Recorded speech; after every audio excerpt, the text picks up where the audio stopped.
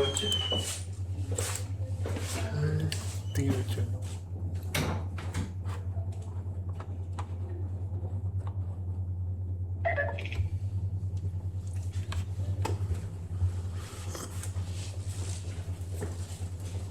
करो शुरू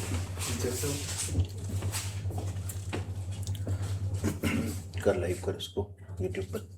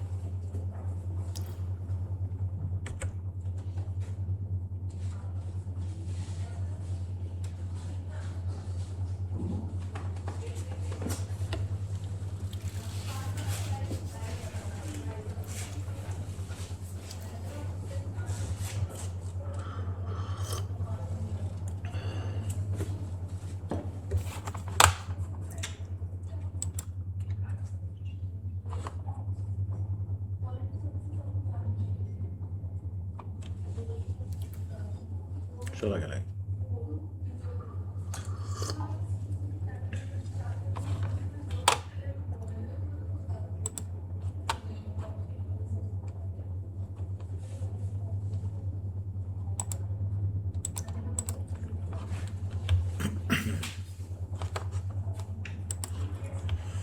Hi everyone. Hi Dhanushri. Hey Manshi. Hey Priya. Can you hear me, guys? Yeah, hi sir, yes. Okay.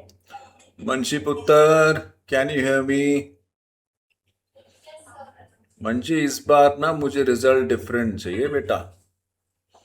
कुछ भी हो जाए मेरे को रिजल्ट वाले दिन चेहरा उतरा नहीं नजर आना चाहिए मेरे बच्चे का, कम व्हाट में, है ना। तो हमने मेहनत करनी है बेटे।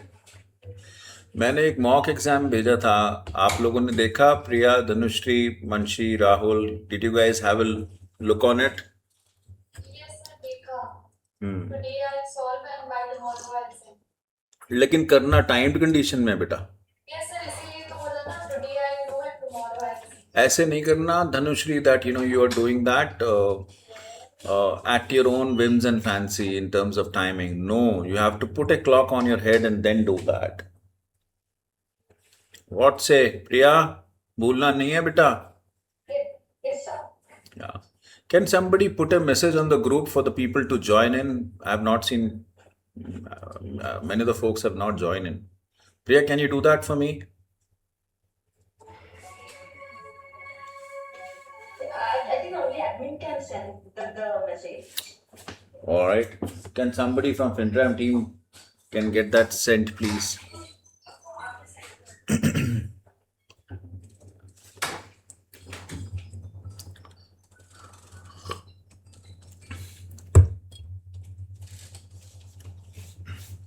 All right, guys. I think just in the interest of time, considering we are already 4:11, I don't want to waste anyone's time, considering exam is on our head. Let's move on, guys. I just want to kickstart the day 2. Welcome, guys. Welcome to the Strategic Business Leader Grand Revision for the June 2026 attempt. Today we are at day 2, my friend, and I'm sure by now many of you would have got the perspective as to how the leadership or a strategy level question is to be handled in the exam. Dhanushri, we covered, right? We covered the leadership, strategy, governance kind of questions yesterday in terms of, what exactly we need to do if we get to see something like that in the exam. कुछ भी हो जाए बच्चे, कुछ भी exam में नजर आएगा ही आएगा एक क्वेश्चन ऐसा जिसके अंदर हमें कुछ ना कुछ एनालिसिस करना ही होगा। हो सकता है बेटा वो फाइनेंशियल एनालिसिस हो सकता है बच्चे वो नॉन फाइनेंशियल एनालिसिस हो सकता है मुझे एक्सटर्नल एनालिसिस करना पड़े, इंटरनल एनालिसिस करना पड़े, हो सकता है बेटा मेरे को देखना पड़े कि मैं जो डिसीजन ले रहा हूँ इसके इफेक्ट क्या होने वाले हैं, इसके रिस्क क्या होने वाले हैं, अपसाइड क्या होने वाली है, डाउन साइड क्या होने वाली है, फाइनल मेरा कंक्लूजन क्या होने वाला है। जिसे हम वो सूटेबिलिटी, एक्सेप्टेबिलिटी और फिजिबिलिटी एनालिसिस के नाम से भी जानते हैं। बात समझ में आती है Priya madam? Very important guys that we really have a hang of it, because एक question in some shape of math exam में इस तरह का आता ही आता है। Is that clear, guys? Is that clear, guys? All right, moving on. Let's start off, my friend, with a quick recap in terms of what we have covered till date, in terms of what we really went into the detailing yesterday. Now, don't forget, guys, that we started off with the mistakes of the others. क्या सबसे अच्छा रहता है मंशी? सबसे अच्छा रहता है कि मैं कोई गलती करूं ही ना बेटा। बट उससे भी अच्छा क्या होता है बच्चे? उससे अच्छा ये होता है कि मैं दूसरे की गलती से सीख जाऊं। और इस केस में मैंने क्या किया, मैंने ना सितंबर दिसंबर 2025 की एग्जामिनर रिपोर्ट निकाली और मैंने उससे सीखना शुरू किया कि मुझे क्या क्या गलतियां बच्चे करते आ रहे हैं जो गलतियां मुझे नहीं करनी है।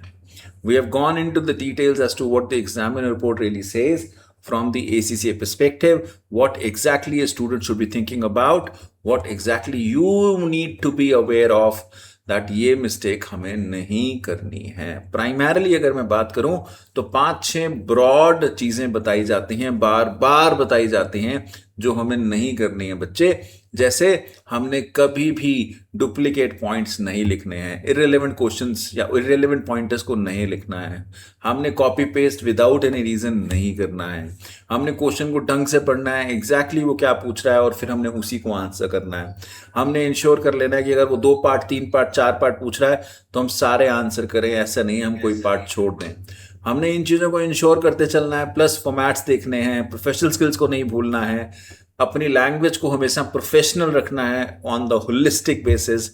एनालिसिस स्किल, जिसने स्पेसिफिकली बोला कि मैं सारे के सारे जितने भी मेरे एग्जिबिट्स हैं और मेरा जो प्री सीन मटेरियल है मैं सबका ध्यान रखूं, कोई चीज़ मिस ना करूं, सारे के सारे पॉइंटर्स को मैं क्लब करूंगा और फिर मैं आंसर लिखूंगा। धनुश्री ने कल मुझे प्रॉमिस किया था कि सर प्री सीन मटेरियल में अपने दिमाग में रख के जाऊंगी और मैं एग्जिबिट को एग्जाम में पढ़ूंगी और मैं इंफॉर्मेशन को कंबाइन करूंगी और फिर मैं आंसर लिखना शुरू करूंगी। सर मैं किसी भी एक चीज़ के साथ बहुत प्यार नहीं करूंगी, चाहे वो एग्जिबिट हो चाहे वो प्री सीन मटेरियल हो, मैं किसी एक चीज़ के साथ प्यार नहीं करूंगी। ये दोनों मेरे बच्चे हैं, मैं इन दोनों से प्यार करके फिर आंसर लिखूंगी। प्रॉमिस किया था ना धनुश्री कल मेरे को। इस चीज को बच्चे भूलना नहीं है, बिल्कुल नहीं भूलना है। Very important, because pre seen material आने के बाद एग्जामिनर बच्चा कई बार बोलता है कि या तो बच्चा प्री सीन मटेरियल की तरफ ध्यान लगाता है या एग्जिबिट की तरफ ध्यान लगाता है। मंशी, हो सकता है बच्चे ये गलती आपसे भी हुई हो मंशी, अब हमने इस बार ये गलती नहीं करनी है। बात समझ में आती है? बिल्कुल आती है। Then we started off with leadership and strategy related area. Now this was something, we started off with the leadership and the strategy area, and this was something which I'm sure Abhishek you would reckon the fact, जहाँ पे कहीं ना कहीं आपको struggle दिख रहा था बेटा कि मैं अगर मुझे स्ट्रैटेजी लेवल का क्वेश्चन आता है तो कहाँ पे मैं असेसमेंट करूंगा, कहाँ मैं स्ट्रेटेजिक पोजीशनिंग देखूंगा, कब मैं ओवरऑल एसएफ एनालिसिस करूंगा जो कि मेरा सूटेबिलिटी, एक्सेप्टेबिलिटी और फिजिबिलिटी की बात है, मैं वो कहाँ करूंगा और फाइनल में डिसीजन कैसे लूंगा। हमने लीडरशिप और स्ट्रैटेजी एरिया में स्ट्रेटेजिक पोजीशनिंग को समझने की कोशिश करी, जिसमें मैंने देखा कि हाँ मेरी इंटरनल स्ट्रेंथ्स क्या है और मेरी एक्सटर्नल स्ट्रेंथ्स क्या है, मेरा इंटरनल एनवायरनमेंट क्या है और मेरा एक्सटर्नल एनवायरनमेंट क्या है। मैंने असेसमेंट की बात करी तो मैंने फाइनेंशियल असेसमेंट भी सीखा, मैंने नॉन फाइनेंशियल असेसमेंट भी सीखा। और ऑफ कोर्स जब मैं डिसीजन मेकिंग पे आता हूँ तो मैं बहुत सारी चीज़ें देखता हूँ। मैं अपनी स्ट्रेटेजिक पोजीशनिंग देखता हूँ, मैं ऑफ कोर्स असेसमेंट देखता हूँ, फिर मैं मेरे फंड्स देखता हूँ, एक्सेप्टेबिलिटी देखता हूँ मेरी लीडरशिप की, मैं देखता हूँ कि ये जो प्रपोजल है ये मेरी ऑर्गेनाइजेशन के लिए फिट है या नहीं है, तो मैं स्ट्रेटेजिक फिट देखता हूँ और फिर कंक्लूड करता हूँ। और अगर मुझे कंक्लूड करना है तो मैं कंक्लूड हमेशा ऐसे करूंगा कि मेरा जो पर्सपेक्टिव है वो होलिस्टिक हो, किसी एक तरफ ड्रिवन ना हो। बात समझ में आती है अभिषेक जी? मेरी बात क्लियर है? मैं भूल नहीं रहा हूं किसी को भी। प्रिया मैडम कहाँ है हमारी? हाँ हमारे पास है। अभिषेक बात समझ में आती है? आवाज नहीं आई है मुझे। Alright, then we started off with topics that we covered on individual basis. We touched upon the cultural web. ये एक बहुत इंपॉर्टेंट एस्पेक्ट है किसी भी ऑर्गेनाइजेशन को देखने का, कि जब मैं किसी भी ऑर्गेनाइजेशन को देखता हूं तो मुझे जानना होता है कि कल्चरली वो कैसी ऑर्गेनाइजेशन है, कैसी कंपनी है, कैसी कंट्री है, कैसी इंडस्ट्री है, and of course how can I really impact. Then of course we touched upon how do we really manage the cultural web. There are mnemonics that is being written out here just to make sure that we are not forgetting on this. Remember, if you miss the crops, you have missed the bus. You would not do that. You have to know what the cultural web of an organization is, and you have to apply UMIS to it to ensure that you are able to manage the cultural web or manage the change and then move on. बात समझ में आती है मनशिप उत्तर? बिल्कुल आती है। Then we did what, we did the PESTEL my friend, we did PESTEL in terms of knowing कि हम पेस्टल कहाँ लगाएंगे। हम पेस्टल लगाएंगे जहां हमें एक्सटर्नल एनालिसिस करना है, हमें एक्सटर्नल एनवायरनमेंट को देखना है, तो वहां हम पेस्टल को लगा देते हैं। पोर्टर्स डायमंड कहाँ लगाएंगे? धनुश्री मैडम बताएंगी। What would be the scenario Dhanushree when you would apply the porters diamond? कहाँ पे? When we see the industry factors. No, when you're getting into a different geography, when you get into a different geography, different country, different state, then you apply the Porter's diamond. When you're talking about industry, you generally look for Porter 5 forces. You look for, in terms of what kind of pluses and minuses are there from the 5 forces perspective. फिर एंस of matrix पे आया जो मुझे बताता है कि हाँ मैं किस प्रोडक्ट को मैन्युफैक्चर करूँ, किस प्रोडक्ट लाइन में जाऊँ and so on so fourth. BCG matrix मुझे ये बताता है कि मुझे अपना पैसा कहाँ डालना चाहिए, कहाँ मैं अपना ज़्यादा से ज़्यादा पैसा डालूँ या कम से कम डालूँ और फिर उसको लेके आगे बढ़ूँ। Then we touched upon the technical article on the strategic analysis. Abhishek ji मेरे से पूछ रहे थे सर टेक्निकल आर्टिकल कवर होंगे या नहीं होंगे। कवर होने लग गए ना अभिषेक जी? धीरे धीरे सारे कवर हो जाएंगे बेटा, जो इंपॉर्टेंट एग्जामिनेशन के पर्सपेक्टिव से आज भी हम कुछ ना कुछ को तो निपटा ही डालेंगे। Then we touched upon the responsible leadership. मुझे बहुत अच्छे से लगता है कि responsible leadership एक बहुत important component है जो हमें पता होना चाहिए। बेटा एक जो इस बार जून 2026 में क्वेश्चन आया हुआ है, जो कॉन्टेक्स्ट है इंडस्ट्री का, उसके अंदर भी कहीं ना कहीं रिस्पॉन्सिबल लीडरशिप दिखाने की जरूरत जरूर है। बिकॉज हम हेयर इंडस्ट्री की बात कर रहे हैं बेटा। अगर हम हेयर इंडस्ट्री की बात कर रहे हैं, end of course will cover in detail tomorrow in terms of getting on to the detailing of pre-seen material, but I'm more thinking it from the logic perspective कि बेटा हम हेयर ड्रेसिंग इंडस्ट्री में हैं, तो हम किस तरह के हम प्रोडक्ट्स यूज करते हैं, किस तरह के हम क्रीम्स यूज करते हैं, वो कैसे हमारे को हार्मफुल हो सकती हैं, कितना हार्मफुल हो सकती हैं, कैसे कैसे वो चल रहा है, all of those things have to be kept in mind. Manshi एक और भी चीज है बेटा, जो हेयर ड्रेसर्स होते हैं वो अपना जो ये पूरे के दिन का जो उनका आफ्टर कटिंग जो उनका सॉर्ट ऑफ गंध होता है, in terms of the kind of things that they really need to throw out after the entire day, how are they using that, what exactly they have the mechanism in terms of ensuring that the waste is being taken care. I don't know right now at this point in time. I'm only throwing off the thoughts, my friend, that responsible leadership talks about each and every aspect in relation to how are you really not impacting the environment. बात समझ में आती है अभिषेक जी? घबराना नहीं है बेटा, कल हम आएंगे प्री सीन मटेरियल के साथ, उधेड़ेंगे, अच्छे से उधेड़ेंगे। So we are not running away from that, but I want to sow the seeds आपके दिमाग में। मुझे वो थॉट्स को जन्म देना है ताकि बेटा आप वो थॉट्स एग्जाम में नहीं भूलो। वंशी पुत्र मेरे साथ है ना बेटा? फिर we did the market segmentation in terms of how do we really segment the market, how important it is for you to have the right segmentation done, what kind of things you need to ensure that segments are relevant for you from the reporting perspective, and so on and so forth. So we touched upon various things as far as the market segmentation is concerned. So far, we have reached out here. Any question, anyone, before we really get on to the day 2 and of course start the proceedings of the day? Anything that you have, my friend, that you want to talk on till date in terms of what all we covered yesterday? Anybody? Anyone? Manji, Priya, Rahul, Dhanushri, Abhishek, Mona, anyone? कुछ पूछना है बच्चे? कोई thought? Anything? प्रिया बेटा? Nothing from it. All right, good. In that case, let's jump on, my friend. Jump on to what we have. Now, this is something I just wanted to start the proceedings of the day with. I just thought to give you a color in terms of what is that we're gonna be covering tomorrow. We have an SBL pre-scene material out for June 2026 attempt now, which is of Dennis and Coco. We all understand that DKK is one of the third largest player in the hairdressing business in the country of Kaland. The company was established 40 years ago by husband and wife.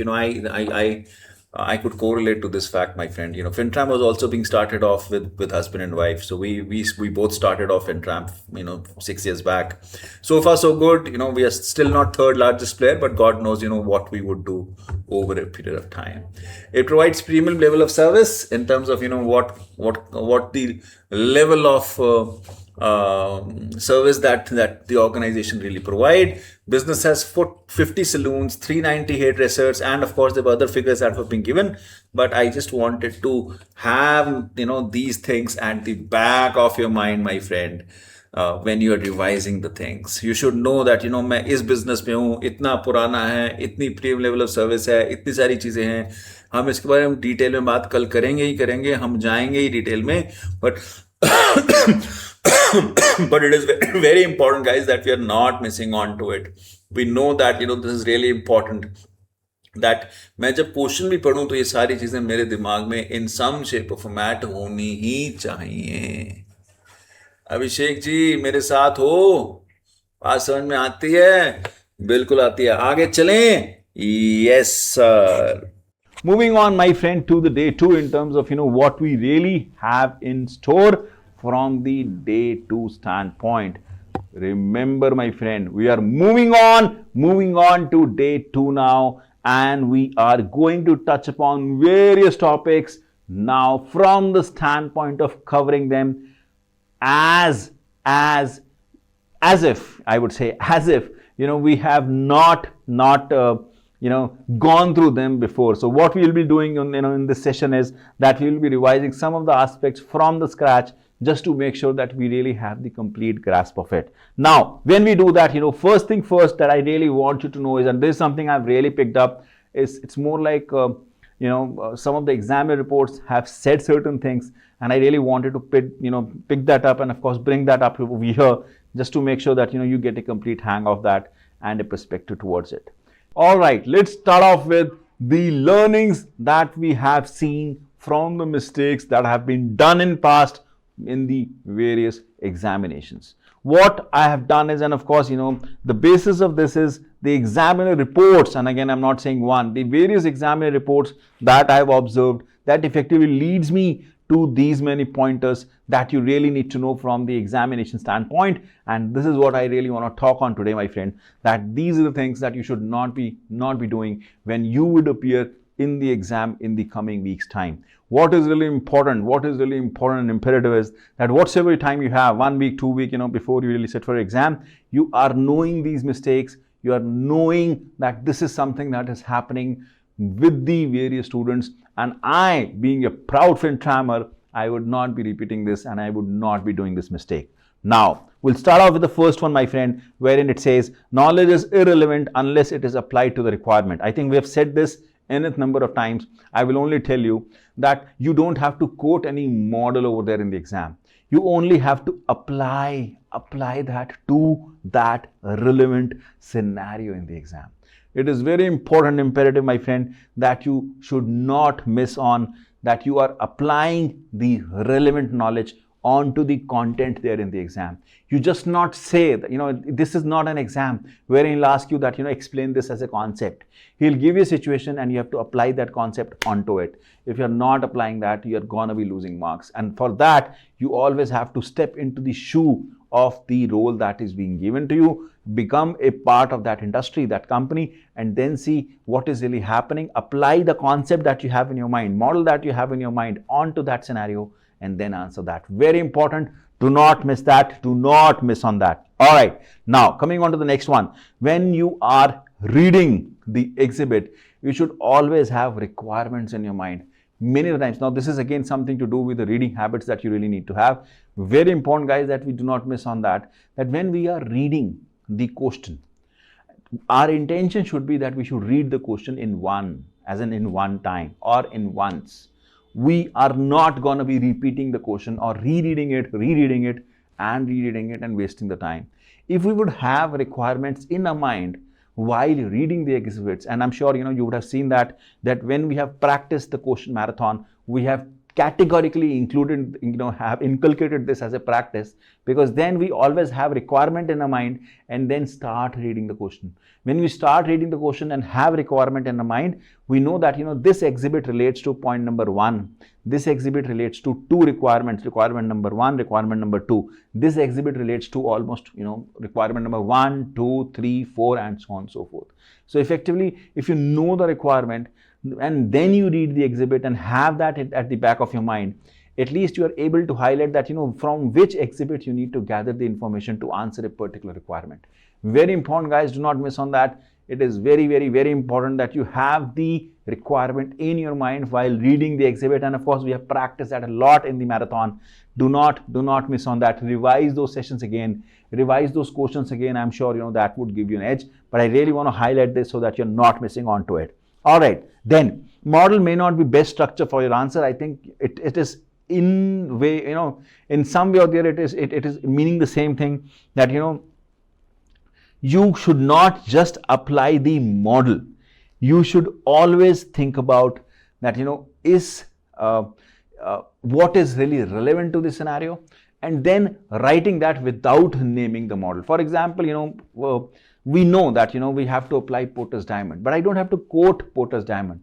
I have to see what all components are available from Porter's diamond in that question and then start writing that. So that, at least I'm able to give that perspective to the examiner that I have Porter's diamond in my mind. But when I'm writing it, I'm writing more as a strategic business leader without mentioning any model, but inculcating the boundaries of that model and applying that onto the scenario and taking all the relevant pointers, whatever is available. Some of the pointers of Porter's diamond may not be available, but that is absolutely fine. That is absolutely fine. But whatever is available, you should be able to capture it and move on. Do not really forget that. All right. Then remember the recipient. Now, this is something we have categorically spoken like a broken record in any and every concept, comprehensive, past exam, and even exam standard question, that whatsoever you may do in the exam, you have to know who you are really writing to. If you're writing to a CFO, your tone would be different.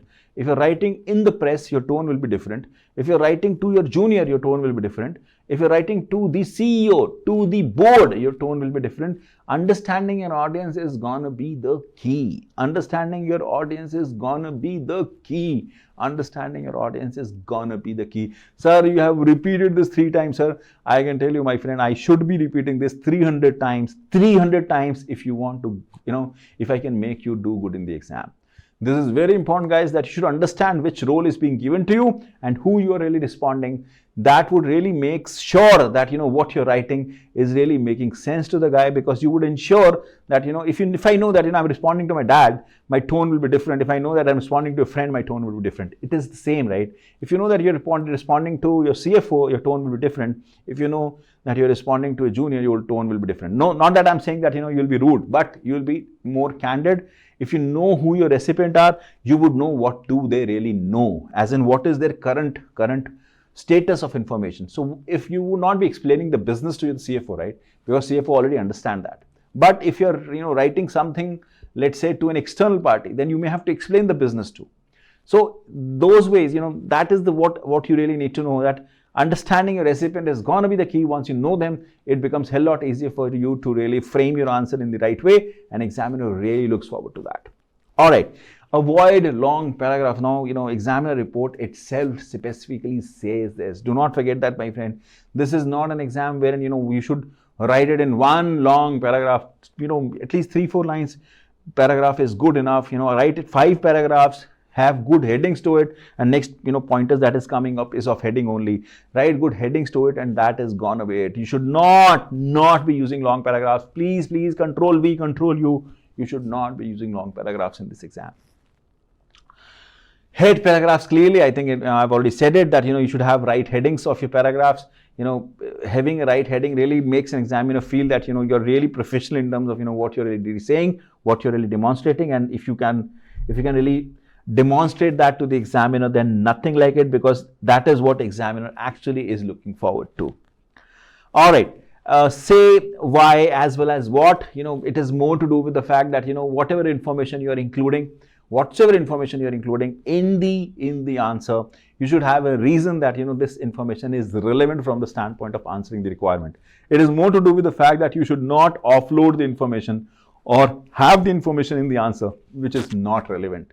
In order to make it relevant, you should always think that what I'm including has a reason, and that is the reason it is here. And you should have that for sure when you're writing it, to ensure that you're not going haywire. Is that clear? Yes, sir.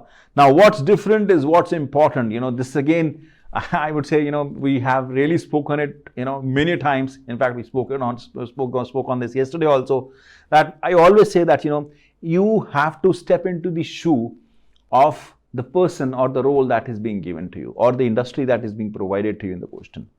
For example, if you are writing or dealing with a scenario wherein you're dealing with the construction industry, now you know that you need to see as to what really happens in the construction industry. If you're part of the car manufacturing industry, you step into the shoe of car manufacturer and see through as to what really happens over there. Every industry has a different issue, different concern, or different ways of dealing the things. Once you'll step into their shoes, then that would be more relevant for you to get to the right answer. And that's where what is different is important. Let's say you're answering a construction industry, and on the other side you're answering a gymnasium industry. Now the concerns of both the industry will be different, nuances are different, economies is different, customers are different, and so on and so forth. So when you'll step in over there, what is different, and your answer would automatically be in that direction. So what is different is really important. Step into that shoe, step into that industry, get in over there, have that in your blood, and then start answering, because that would really make you feel differentiated over there. Is that clear? Yes, sir. All right. Now, FM for figures, it is more like, you should be a financial manager for the figures. I think it goes without saying. What it exactly means is that you should certainly demonstrate your understanding over the financial numbers. Of course, you need to know the non-financial aspect too, but from the financial aspect, they really expect you that you are the real financial manager. You are able to do the cost benefit analysis. You understand NPV, you understand IRR, you know what really goes on to the profit side of it. You know what the cost is, you know what the revenue is, and so on and so forth. You should know and demonstrate your financial management expertise over there in the exam, come what may. Skill not being rewarded can be valuable, which is more like, any general professional skill that is being mentioned, all the general professional skills that you really need to demonstrate is gonna be important. At times, he may ask you one of the professional skills, but that may warrant that you have to do more analysis. For example, you probably have to apply or give a commercial acumen in a question, or apply a commercial acumen as a professional skill in a question. But for that, you may have to do detailed analysis. So effectively, you're applying 2 professional skills onto one question. But expectation is that you would only be showcasing the commercial acumen. So at times, what would happen is that, the complete detailed analysis, the more you would get into it is going to be relevant for you to get to the right answer, and so on and so forth. So skill that is not being rewarded also can also be important, and that is what you should certainly be having at the back of your mind when you're really sitting for exam. Is that clear?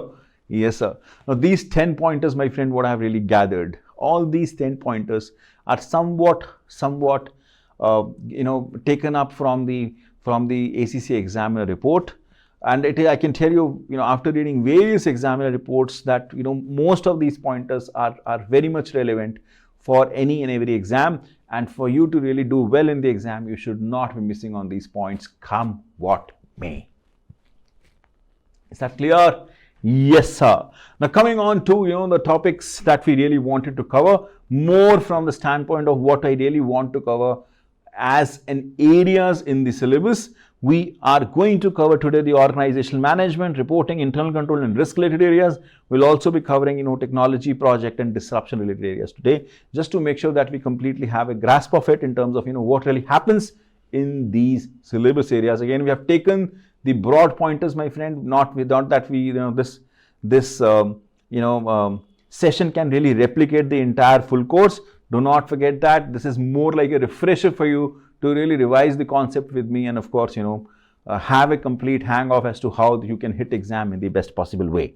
All right, moving on to the organizational management, reporting, internal control and risk related areas. What I've done is I have reviewed various exams, and of course these are like some of the examples over here. It is more like an illustrative list. It is not an exhaustive one that really tells you that risk as an area is there in the exam. In every exam you would find one question on the risk wherein he would give you something in relation to risk that you really need to assess, you really need to suggest, you really need to mitigate, you really need to identify, and so on and so forth. So risk is something that is always there in the exam. And then comes the internal control. You would see many questions in the exam that really talks on what the internal control of an organization is, how it should be, kind of weaknesses that they have, kind of strengthening that you need to do, and so on and so forth. So that is again something that is very much versatile in the exam. And then comes the management and reporting. Of late, I can tell you, of late they have stopped, or they have reduced I would say reduce is the right word. They have reduced taking this topic on the exam plateau. They have not been asking integrated reporting in last 2, 3, 4 attempts, but this is one of the area that can be heavily tested, my friend. Do not miss on that. I'll not be surprised if you get a question on integrated reporting in the very next exam.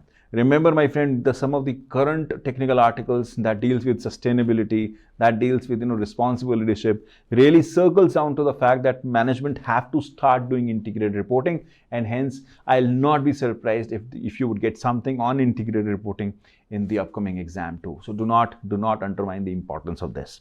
All right, moving on. What we'll do today, my friend, we'll start off with the risk in terms of what you really need to know from the risk side of it, as to what you really need to know from the risk identification, risk management, risk control, risk aspect at large. We will touch upon that, and of course we'll get into the details. Now, if I really start off with risk per se in terms of what the risk is all about, we really know that we are going to take care of risk versus return ratio in any and everything that we do. We also have to always think about identification of the risk at the appropriate time. We'll also have to think through that what kind of risk we are always exposed to, whether it is strategic risk or operational risk per se, and then what kind of risk management aspect that we really need to have. And of course, COSO framework is something that is any which way is very heavily tested, because you may get to see something in the exam that warrants you to think about what you should be doing from the COSO framework standpoint. All right, if I really talk on the risk and return ratio, this graph really says it all in terms of what you should be doing. We know that if risk is low in any kind of project, any kind of process, and the reward is also low, then what we do is that we keep doing what we're doing. We do not really bother in terms of doing anything more onto that front. However, if the risk is very high and return is low, we avoid that kind of a project, we avoid that kind of a process. That goes without saying, sir. It's a basic risk reward theory, sir. We understand that goes without saying.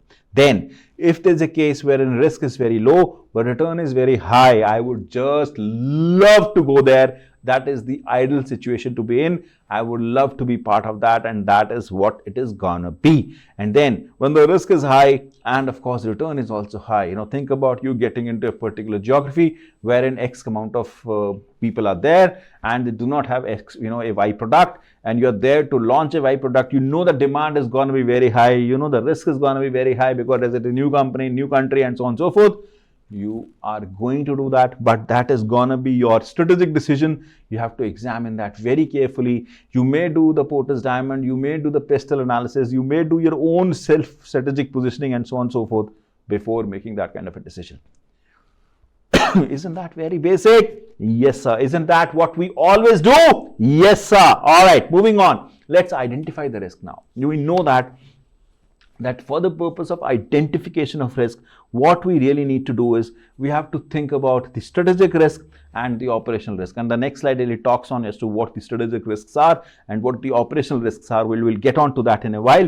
But what is really important is that we are really thinking of now from the identification standpoint. And the first step is that what should we do? Strategic or operational? We'll get on to that in a while. And then how one would do it. You have to do the strength and weakness analysis of yourself, the SWOT analysis of yourself. We have to do the pestle analysis, and of course your internal and external environment is going to be of real important, because you would be doing your internal assessment also from the strategic positioning standpoint. Once you have done that, then it is really imperative that you should really have that at the back of your mind, that who is responsible for the risk management in the organization, and that is nothing but the directors and the senior leadership. We'll come upon in a while when we'll talk on the internal control as to who is responsible for internal control, but you should really know that from the risk standpoint, directors are really responsible for it. If you get to see a situation in the exam wherein directors are not doing what they're supposed to do, you should be able to highlight that. Now, when you are going to identify risk, what all you really need to do, I have noted down few of the things over here, and you should take that at the back of your mind to make sure that you're not missing on these small things in the exam, to showcase your knowledge that you completely understand the risk identification as a process. Now, what all those things are? You may have to do inspection, inquiries, checklist, brainstorming, external event, internal event testing, trends, root cause analysis, escalations that have been happening in the organization, benchmarking, what has happened, checklist, leading event indicators, any kind of indicators that you may get to see that is leading to a situation wherein you know that organization is exposed to risk, and so on and so forth. All of those things are the common modes of assessing and identifying the risk. Never forget that, my friend. Very important that we're not missing on these small things. Coming on to the strategic versus operational risk. Now, we know there are two kinds of risks that really exist in the organization. That can be operational one, which is more to do with the internal processes, and then strategic risk, which is more to do with your overall strategic positioning in a firm. If I really have to give an example of both, and I can tell you, you may get to expose onto both the sides in the exam, wherein he may throw a question onto yourself in relation to operational risk, or he may throw something onto yourself in relation to the strategic risk. If the strategic risk is that you may have an outdated technology with which you're working at, and of course the last exam that we have seen, they had a question wherein the technology that was being used was outdated, and of course you had to understand the risk in relation to it, both from the business standpoint and also from the organizational standpoint. The declining, try to somewhat try to always think that all of these concerns or all of this risk from the strategic standpoint can lead to reputational concerns, can lead to financial risk, which ultimately end up in a situation wherein you may have to close out the business. Hence, strategic risk is very important because they affect the whole organization. It is being really, I would say, very important. It will be very important for the senior management to really have a close watch on the strategic risks and ensure that you're not missing on to that, and they should always ensure that they're not affecting the business come what may. On the operational risk standpoint, if I really differentiate that, it is more of the internal processes, the small things that you really do, and it really impact that particular process or segment. And what is really important is that your internal management is having a control check on that, which is more to do with the fact that they're able to control the routine errors, the routine of frauds, or any kind of non-compliances that is happening in the organization, so as to ensure that they're not missing out onto it. Very important, my friend, to really know that, because many of the past exam questions have a question on the risk wherein you have to identify what kind of risks are there, and for that you probably have to think through what is the strategic risk, what is the operational risk. You may also have to identify, and I can tell you there was one exam, and I keep citing out that exam, with various, and talk on to that exam with various students, wherein in the examination itself he has given you the risks, and he has pointed out that this is high risk, this is medium risk, this is low risk, and so on and so forth. And then he wants you to write the mitigating factors onto that. Now, examiner is very smart. He's effectively assessing you that when he has written something like high or something like medium, or something like low, are you able to understand that, if the risk would be high, you have to think about the right mitigating factors or more mitigating factors. When the risk is low, then you may not have to spend that much amount of time over there. 1 or 2 mitigating factors would be good enough there. That is how examiner at times tests you, because he gives you the degree also, or he may gives you that this is strategic risk, this is operational risk, and then you have to write what is right over there in relation to that particular risk. Whether it is strategic, whether it is operational, you have to write it over there. Is that clear? Yes, sir.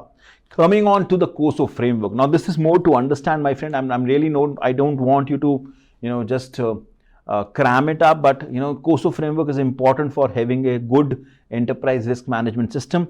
This can be a good tool for you to suggest if you get to see some kind of a gap in the risk management of the organization. You should know that COSO framework really deals with strategic, operations, reporting and compliance on the one side of it. So effectively covers anything and everything that is related or that can go wrong, and on the other side it covers all the subsidiaries, business units, divisions, so just to make sure that it has the holistic coverage. And what really happens in the enterprise risk management framework is that you start off with the objective setting, that you have the right objective as to what you should be doing from the risk standpoint in terms of what is to be controlled, what is not to be controlled. And then when you do that, you come on to the event identification, wherein you identify as to what event has led to the risk that we are getting exposed to, or what events can lead to the risks, and so on and so forth. So you would identify that, you would understand and do the risk assessment as to what all things can go wrong, and then you would understand that this is what I really need to have a response for. So you would, of course, considering the risk that you have assessed, that this is high, medium or low, you would devise that what would be your response in that particular scenario. That is nothing but there is a response. Once you have done that, then you will come on to the control activities in terms of strengthening what kind of internal controls that you would need to have to ensure that those risks are being taken care. And then comes the information and communication in terms of having a regular communication in terms of what is really happening in the organization and what should be happening in the organization. And of course, that dissemination of knowledge has to happen across the organization, so that anybody and everybody is aware of in terms of what can go wrong and what they should be doing in the scenario like this.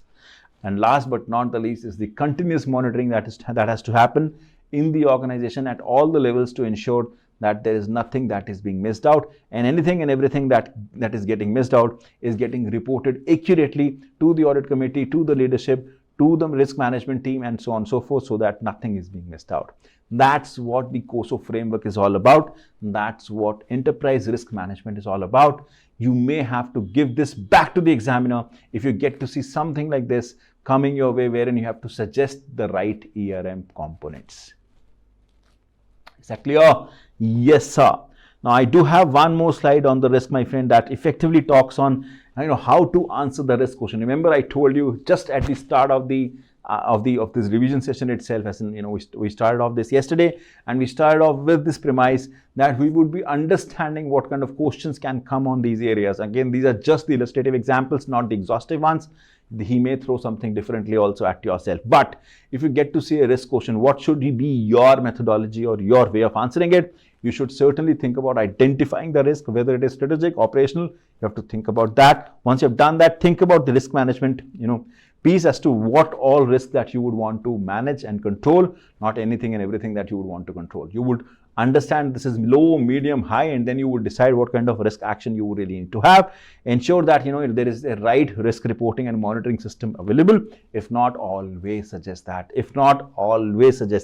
I've seen this in many of the exams, that risk reporting and monitoring system had a gap. If there is one, recommend that always. And then few areas that I really want you to look forward to, and this is more me coming from having a CFO hat. I can tell you that many of the times he wants you to assess and identify the risk, and that is where what you really need to do is that you really have to have an FC biker mnemonic with you. Now, FC biker is nothing but a financial controller, which I used to be at one point in time, and I have always been a biker. So financial controller who is a biker over here can really take you out from the sea of risk, and that is what you really need to know. Wherein F stands for fraud risk, it's something that you should look forward to. C stands for competition risk, you should always look forward to. B stands for business continuity risk.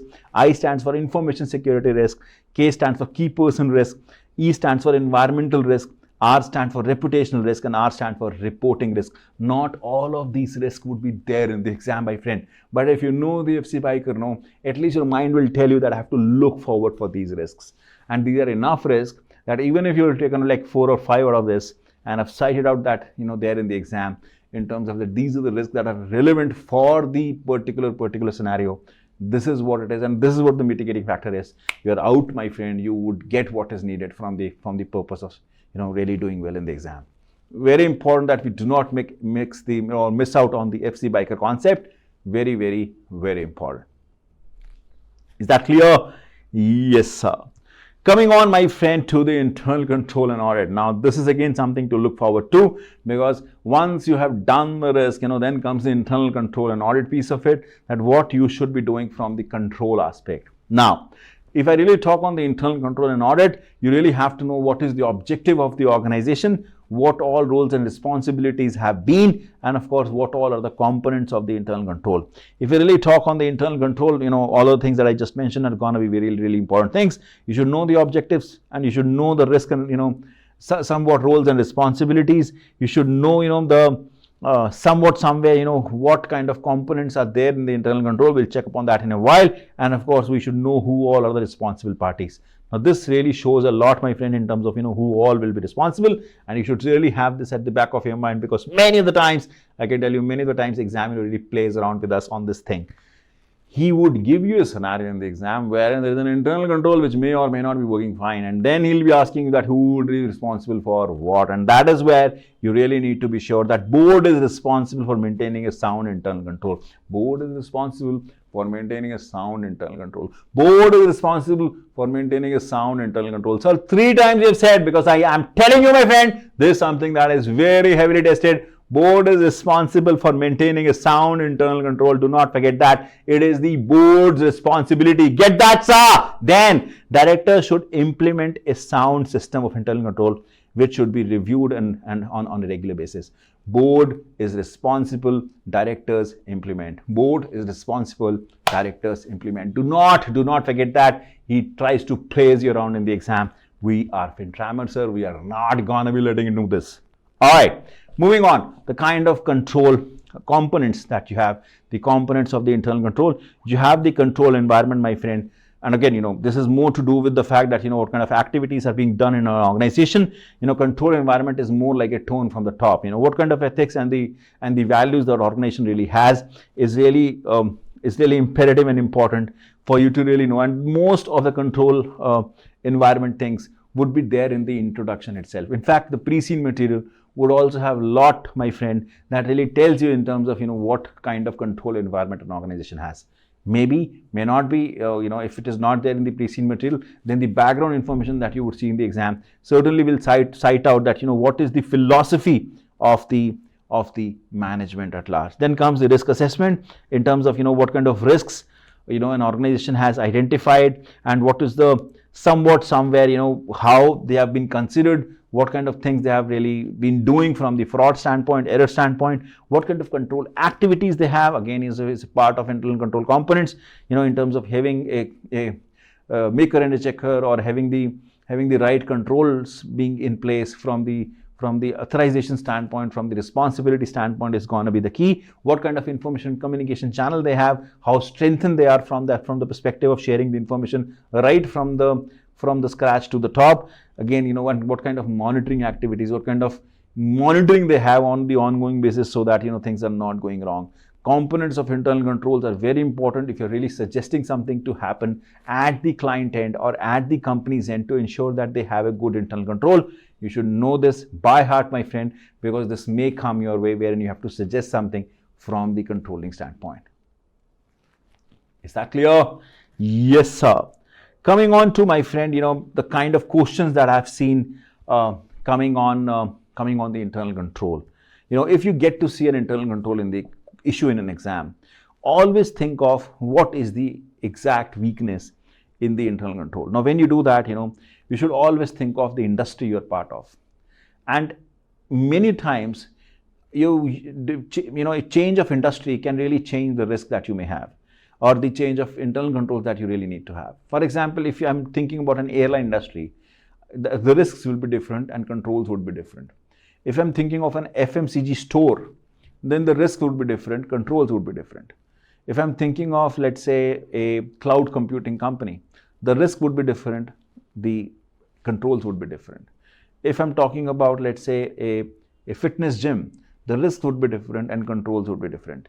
So what you're thinking of, while the internal control components and everything remains to be the same, but whenever you're thinking about the risk, always think of in relation to that particular case that is being given to you, because that would help you take the right course of action.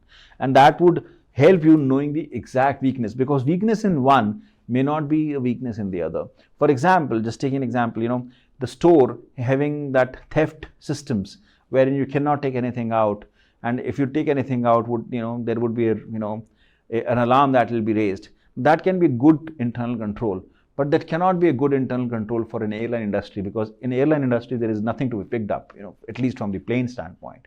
So the control itself would change, because that is where the risk would be different, the control would be different, and so on and so forth. So whenever you're thinking about the control, thinking about the risk, think in relation to that particular company, that particular industry, and then think of what can go wrong, and mention that things, if it is being asked that you should be mentioning that kind of weaknesses that you observed in internal control, think of what can go wrong and start mentioning that in small paras.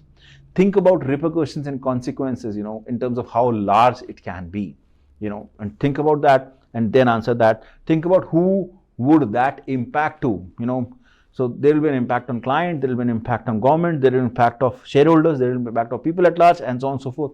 Think about the impact, because impact will tell you that how big the problem is, how big that control lapse is, and then you would suggest appropriately that considering this it is that big, this is what I should be doing in that kind of a scenario. And then considering that, provide your recommendation considering all of these areas, and then close out the answer. And when you're doing that, do not forget that you need to be respectful, my friend, in anything and everything that you write. You have to be professional in your approach. You cannot be unprofessional, come what may. Many of the times, I can tell you, many of the times what I've seen is that in the exams, you would see a question wherein directors or board of directors or board or CEO, they're doing everything wrong for whatsoever reason. They're doing something which is wrong, which is not acceptable, and they ask you to really comment on that. When you comment on that, you comment in a way that this is all bullshit, this is all crap, this is not something that you should be doing. This is not something that you should be doing, because it is very important that we are real professional over there. You cannot be curt, you cannot be that much upfront, you cannot be that rude.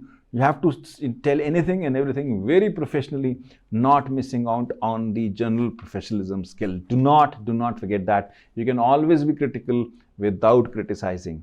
You should say things in a polite manner in the best way possible.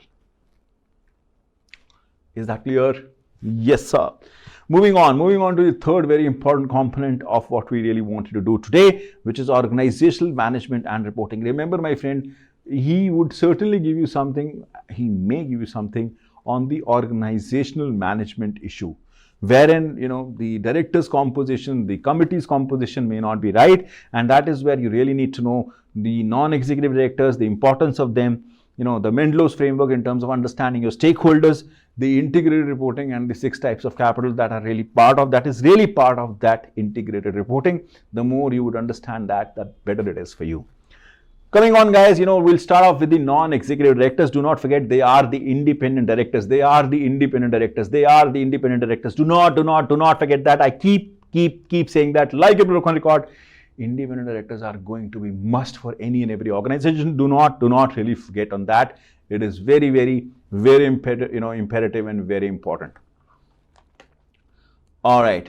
If I really circle down, my friend, in terms of what we really have in store today from the independent director standpoint, we should know that there is a need to have a balanced board wherein the executive and non-executive directors are of significant size, and we should not forget that a role of an non-executive director is to have a strong play on the strategy, performance, risk, and the people side of it, so that the overall organization is taken care. If I really have to tell you the some of the important pointers for the non-executive directors, do not forget that non-executive directors should not be an employee within the last 5 years. Do not really forget that. Non-executive directors should not have been a shareholder or an auditor or a supplier or a significant customer. Do not forget that.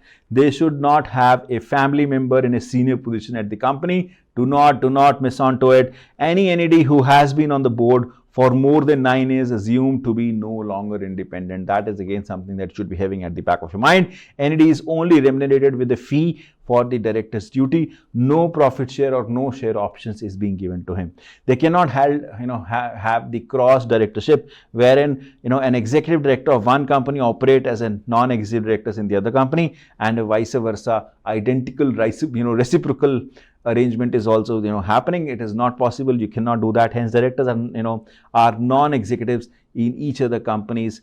That is what you really need to have to ensure that you're not missing out on these small elements that may get to be seen in the exam. Do not forget on that. What is really important is that you should know that this is what NED can do and this is what NED cannot do, so that you're not missing on the basics of it. Is that clear?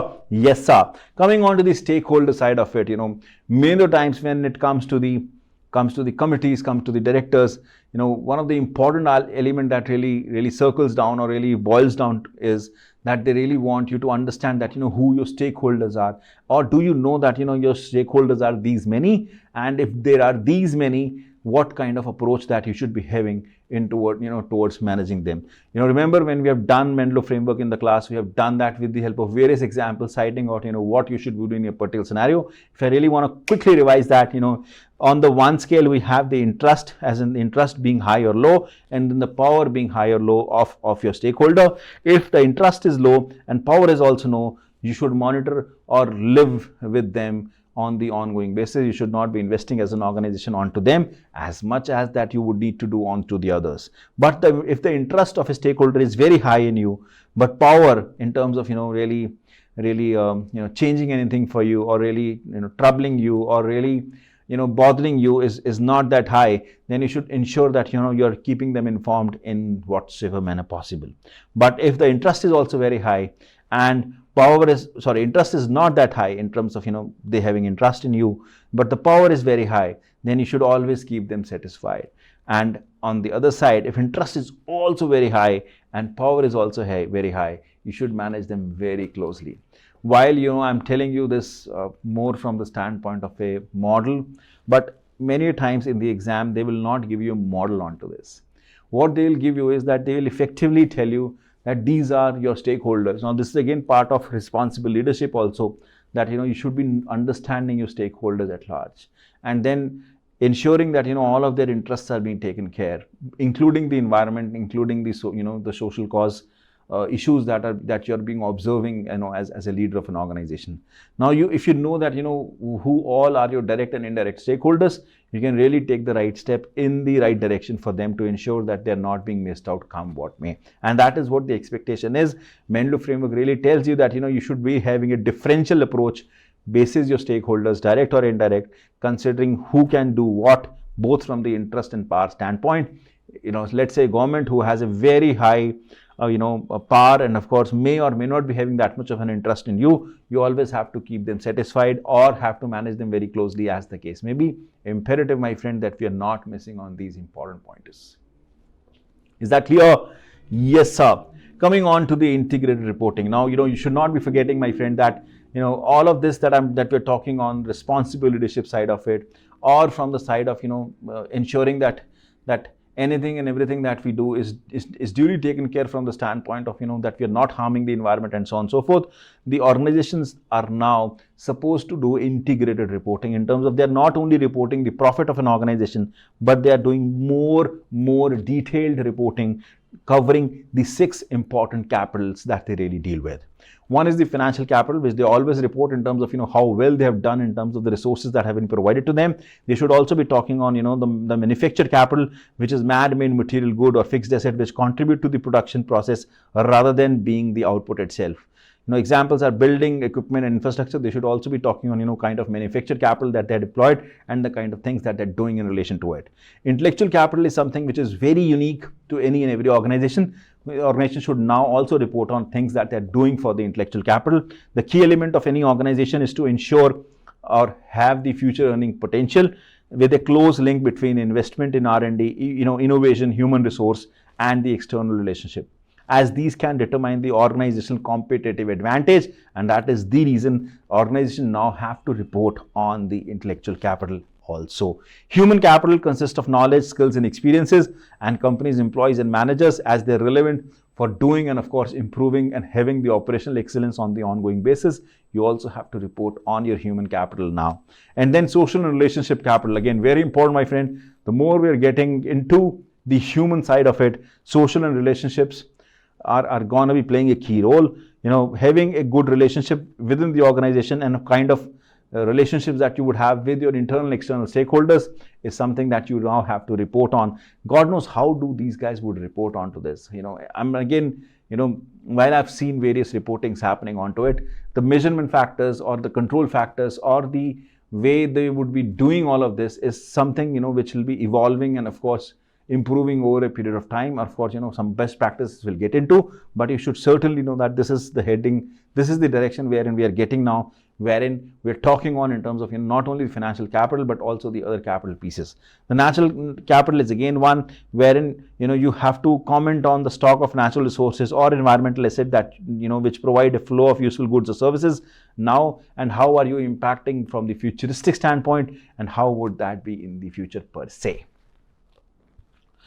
Now, some of the key benefits, my friend, that you have for the integrated reporting, I think it certainly helps in enhanced system and accountability, strong decision making, better reputation, but more harmonization that you have, because in addition to the financial reporting, you're also doing the integrated reporting, which effectively makes the stakeholder feel that I can take a more sound decision now, and of course it helps in having a better relationship and of course the communication to the board, to the people at large in the entirety.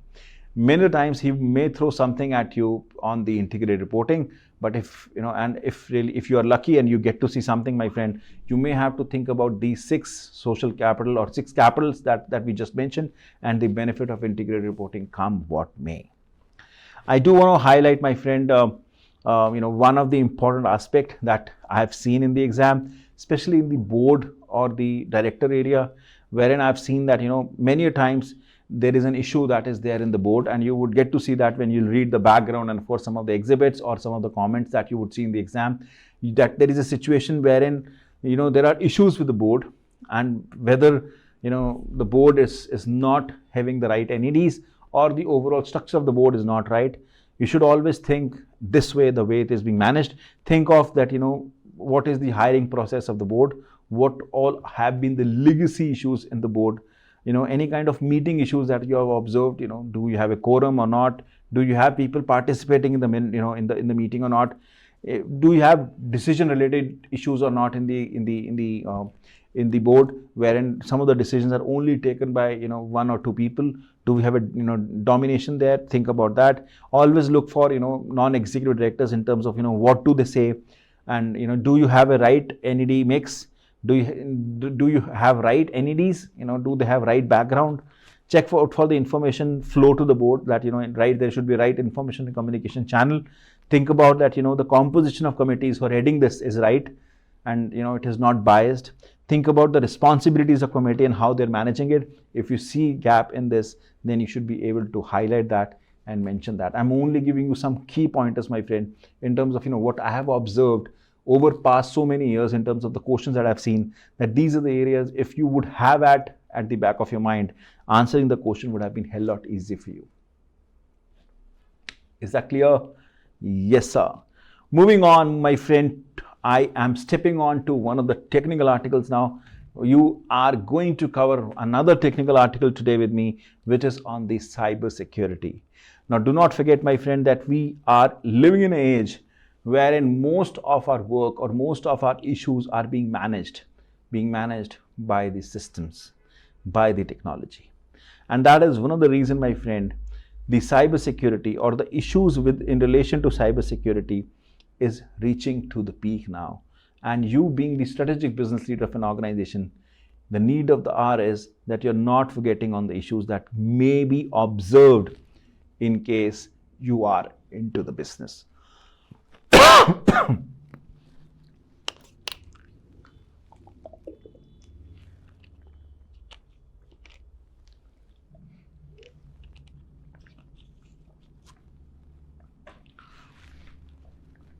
The technical article on the cybersecurity really explains you, my friend, as to how crucial it is for you being the strategic business leader to demonstrate that you have the understanding of it. Do not forget, my friend, the awareness of cybersecurity risks have increased, no doubt, but still there is a lot that you really need to do to ensure that people really understand that as to why cybersecurity needs a special attention. Do not forget that there is a huge value in the data, because data has increased to a tremendous amount in last many years, considering that now the data is not only the organizational data but also the personal data, which has huge vulnerability, and hence any loss that happens on the data point can lead to a huge loss for a company and may ultimately lead on to a scenario wherein company has to close down their business. Do not forget that storing and sharing the data on the cloud technologies or the cloud can also be a big time concern, and that is one of the reasons you have to be aware of what the cybersecurity risk is all about. You have to be aware in terms of what kind of software bugs you may have to ensure that cybersecurity risks are being taken care. Now, how can you promote the cybersecurity? Now, you may get to see a situation, my friend, in the exam wherein you are being exposed to some kind of a cybersecurity risk. If that is the case, then you should be having this at the back of your mind as to what you should be doing in that kind of a scenario to ensure that you are able to plug the gap and tell the examiner that you really understand that. You should know that you have a management that is very serious about the cybersecurity as a concern. You should have the right level of network security. You should always have good amount of communication happening within your organization to ensure that there is an awareness, there is an education being flown down. You should always have a malware protection or prevention, because it will help you. It's more like having a system in place to ensure that they're fully updated and there is a software that is available to ensure that no one is getting on or getting into your system. You should certainly, be more vigilant, more exceptional in terms of using the removable medium devices to ensure that none of the virus or none of the security concerns really gets onto your system. You should always have a secure configuration. Again, this is more technical, but secure configuration really helps you that none of the people in the market can get onto or get into your system. You should be having user privileges, which is more like user-based restrictions onto your systems. You should always have incident being reported. So incident responses, any cybersecurity attacks, if it is possible, you should be able to control it. And of course, there should be a regular monitoring. It is all the more important that the systems are being duly taken care from the controlling standpoint on the ongoing basis, and there is a regular monitoring happening onto it. And considering we have seen a scenario wherein during the COVID times most of us were at home and working from home. We have seen a scenario wherein if we have to work from home, there is a big dilution of the controls that happened at that point in time. So effective controls in the field includes use of virtual private networks, so-called VPNs. So if somebody is logging through only VPNs, then it is more secure. So that can again be one of the aspects that you may want to mention to ensure that people understands that. There are certain things that ACCA recommends an action for a CFO to be taken. And if you get to see something like this in the exam, my friend, you should know that these are the actions that you may have to recommend to a leader, to a leadership, to ensure that they are able to take care, redefine the risk and the resilience. It's more like, we know that the criminals or the cyber attackers, criminals are really smart, and they would be like a step ahead in terms of what they can do. So they recommend that there should be a zero trust model where all the users and the systems are systematically verified, and they ensure that there is a reasonable amount of protection and nothing is being missed on. They should also focus on some of the recovery plans. They should certainly have the plan B. They should also have the audit, my friend, of the supply chain system at large. And the detailed audit would certainly happen, and on an ongoing basis would be very helpful. And they should always invest on cyber insurance. Now, cyber insurance is a new term, my friend, that is really getting on, but there are many insurance agencies which are insuring now the cyber attacks. So if there is something like that really comes your way, you being the CFO of an organization, you have to take that cyber insurance. I can tell you, in the companies I've worked for, I have myself taken the cyber insurance, for one of the corporates, because we were very much prone to those issues, and we have to take it, considering that there was a huge customer database that we were dealing with, and we have to protect that come what may. Is that clear? Yes, sir. Another technical article, my friend, I have for you is one of the recent one that really talks on the environmental and sustainability issues. I can tell you the half of this, or to an extent, we've already covered when we have done the responsible leadership, because responsible leadership also somewhere is part of it, wherein what it is really mentioning is that you should be thinking very systematically and ethically on the issues in relation to the environment and sustainability. And you, being the strategic business leader of an organization, should have a huge command over anything and everything that you do in the organization, to have the complete command over the things that can go wrong. Now, the risks that you have is you may have business risks, considering that many of your strategy become obsolete in case you're not really concentrating on it. You may have a regulatory risk, my friend. If you're not thinking about sustainability, if you're not thinking about the organization at large, environmental at large, there is a huge risk, my friend, from the standpoint of regulation, because ISO 14,000 is really causing issues now, and you should be aware of it, that you have to ensure that you're really protecting the environment in the best possible way. There are various examples, my friend, we have covered in the sessions, wherein we have really talked upon as to how important it is to have a command over the environment, and how damaging it can be if you're not really concentrating on that. Then you have the reputational risk if you really not think about it. You also have the operational risk, do not forget that. And of course, you have the financial risk, my friend, if you are doing something which is not something acceptable to the regulator or to the people at large. You're certainly exposing yourself to the financial risk, and of course to the organizational risk in case the organization has to get closed down. Because of this, it is a huge concern. Is that clear? Yes, sir.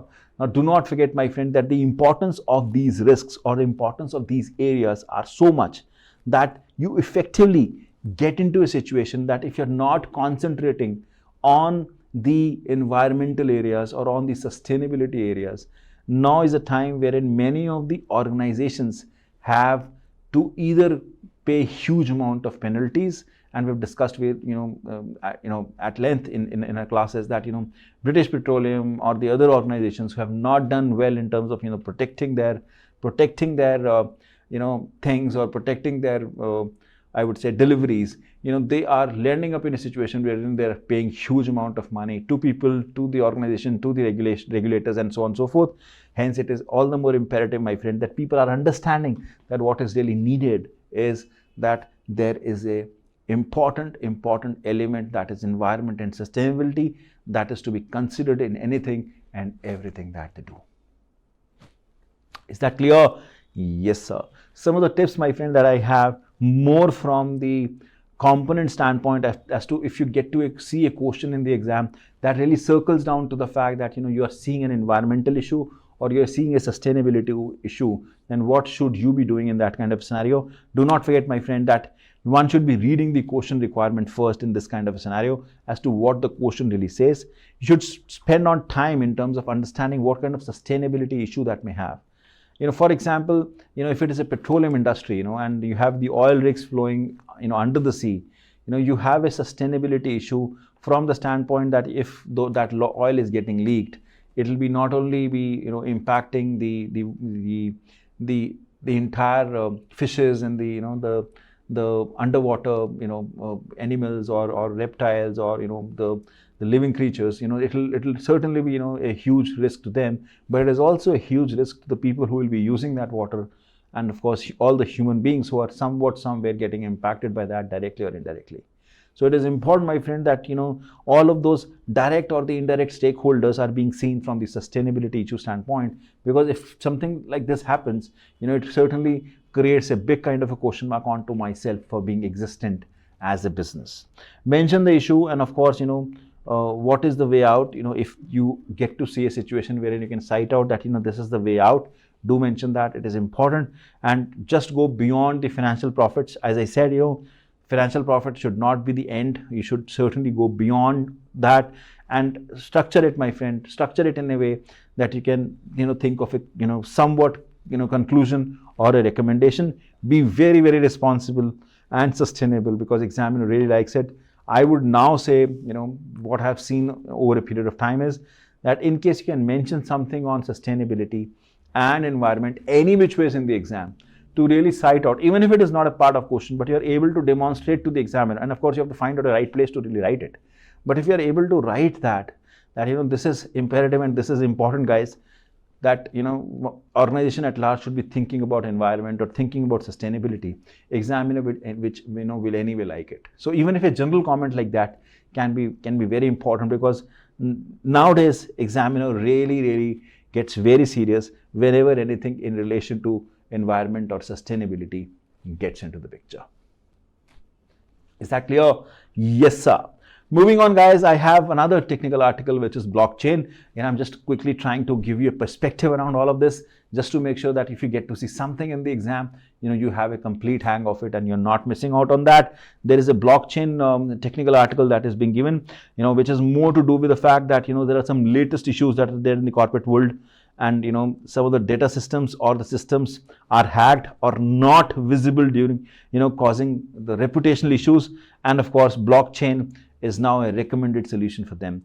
So you may get to see a situation in the exam, my friend, wherein there is something like this happening and there is an argument of blockchain that is being discussed or that is being proposed. So knowing what the blockchain is, knowing what the benefits are, knowing what kind of recommendation that it would be, if it would be having for you, can be a big time thing. Do not forget there are some key features of blockchain technology, and that is that in blockchain I would say that blockchain is more of a concept that you really need to unveil in terms of getting onto the details.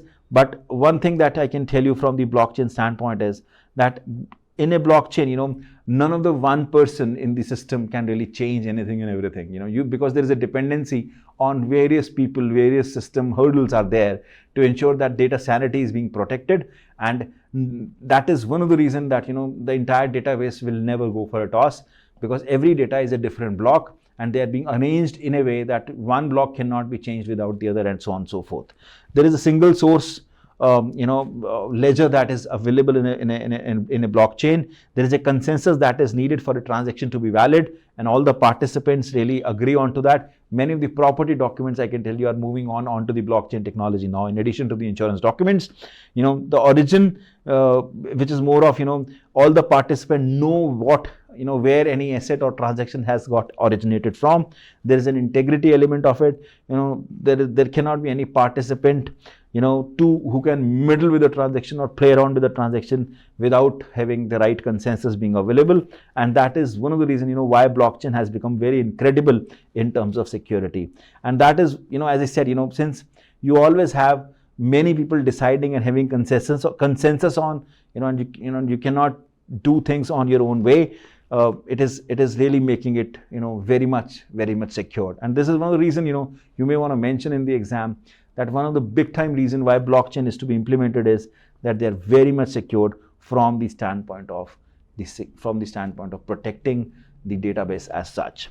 Before a block of information can be added to a blockchain, it must have to own unique digital fingerprint, and that is called hash, together with the hash to of a previous block. So I'm not getting technical over here, and neither you have to, because it is more in the technical terms that you really have to maybe you have to understand more technically. But from the examination standpoint, that technicality is not important. What is important is that blockchain give you the philosophy, give you the methodology, wherein one block cannot be changed without having consensus at large, and that is what it makes you hugely secured. And that is one of the reason many of the organizations have started using blockchain in case there is a vulnerability to have a risk of something going wrong. Now, what is really important is that if there is something that really comes up to you in the exam that talks on that, the tips that you really needed to have if you have to deal with the blockchain as a question, always read the requirement. Is good. It goes without saying. See that what the issue is in the information system or the database system. Whether it is getting hacked or in the having a potential of getting hacked or infiltrated. Think about that, and think about whether customer is complaining that there is a record that has been changed or now it is not visible, and so on and so forth. If that is the case, and I can tell let's say you have a question of airline industry, or let's say you have a question of construction industry, let's say you have a question of a regulator, let's say you have a question of cloud computing, let's say you have a question of FMCG company, and you get to see a scenario wherein anything and everything that is happening is online, and there is a scenario wherein customer is complaining that some of the records are not visible, not right, and so on and so forth. So effectively you're saying that database is really vulnerable and is exposed to various kind of cybersecurity risks, and so on and so forth. One of the aspect can be blockchain. So think about blockchain as a methodology, as a recommendatory action over there. When you get to see that, see if blockchain implementation can help in and support there. And do not forget the cost component of it, or the component that do you have people who can really understand that. Do point out those concerns also while you're recommending, because examiner really loves that you're being more holistic in terms of even your own recommendation, and that is what examiner would expect from a strategic business leader to do always. When you do that, do not forget that you have to do that with the logical reasoning, and you're not missing on the important aspect of it. Is that clear? Yes, sir. Should we move on? Yes, sir. Moving on to the technology, project related and disruption related areas. Do not forget, my friend, we have done almost two important areas by now, and we are switching the gears now to the technology, project and disruption related areas, just to make sure that we know how we should be dealing with these areas when it comes to hitting the exam in relation to this. We'll start off with the project, my friend. Understanding the project is one of the prominent thing that you would see in the exam at times. He would also give you, do you have the basic understanding of the project management or not? He would also try to understand that, do you know how to prepare a project initiation document? If you see the past exams, various past exams has a question on the project initiation document, so you may get to see one too. It is important, imperative that we know what PID is all about. All right, moving on. What is the project basic requirement? Any project, my friend, that you would get into, any project for that matter, any project has to have all of these elements over there, which is like you have to have a start date. All right, sir, we get that. The duration. All right, sir. Milestone. Okay. Finish date. Get that, sir. The relationship with the other projects or the dependencies that they have. Get that, sir. Cost budgeted. What kind of cost you have budgeted for that particular project? Project leader, who is responsible? Who is responsible for what? Project members. And when you should also have a well-defined outcome, just to make sure that you have all of this to ensure that you're able to kickstart a project, and of course bringing that and converting that to the reality. Moving on, there are project initiation document, I would say project charter that you really need to know, and I do have a mnemonic to be given to you. It's just coming on the next slide, which really talks on, which is nothing but the Go Sax Carum. I'm sure you have done that. Many of the FinTrammers would already know that. Important pieces that we're not missing on to that, and that's what this slide really says. If you get to see a question of the project, again, this is a quick revision, guys. If you get to see a question of the project, do not forget that you have to understand what is the project start date, project end date. You have to understand what kind of constraints you have, both from the resource side and the time side of it. Do not forget that. Look out for the showstoppers. Any kind of showstoppers are there. Any kind of things that are really impacting not only the project, but also the deliverables of the project, also the cost of the project, and so on and so forth. Think about that from the standpoint of organization at large, and think out as to what you should be doing in that kind of a scenario. Ascertain risks, any kind of risk that are there. Think about that, and then communicate any and every risk that are there in the project. If project is getting delayed for whatsoever reason, you should be able to highlight that. If project has a concern, you should be able to highlight that. If project is really taking into consideration the kind of delays, and of course that is somehow gonna be impacting you badly from the reputational standpoint, you should be able to highlight that, and so on and so forth. Remember, whenever you're doing the PID, the project initiation document, you have to go for Go SACS Caram. You have to go for Go SACS Caram. Sir, what is this mnemonic, sir? I want, many of the times I've seen that examiner has asked you to prepare a project initiation document. Now, in order to prepare a project initiation document, you should know that you are going to have Go SACS Caram to be included in that project, wherein G stands for goal. You have to know that what is the goal of an organization. You should know the objective. You should know the scope of the project. You should know the assumptions that you have taken in that project. You should know the business case of that project. You should know the stakeholders, direct or indirect, of that project. You should know the constraints that are there in that project. You should know the approvals and the sign-offs that are there in the project. You should know the reporting that would happen in this project. You should know the risks that are there in the project. You should also know the monitoring that has to happen for this project and who is responsible for that. Go SACS Caram is the mantra to really hit the PID in the right way, because if you would know this, it may be possible that some of the items are not available to you in the exam, but that's fine. But if you at least know this, that this is all that is to be included in the PID, it will be very helpful for you, my friend, to ensure that you're giving examiner exactly what he needs. We are proud FinTrammers, sir. We are not going to be forgetting that. I'm loving you, my friend, for that. And that is what you really need to know. That is what you really need to have at the back of your mind. You should not be missing on to this, because this is really, really, really important from the examination standpoint. Is that clear? Yes, sir.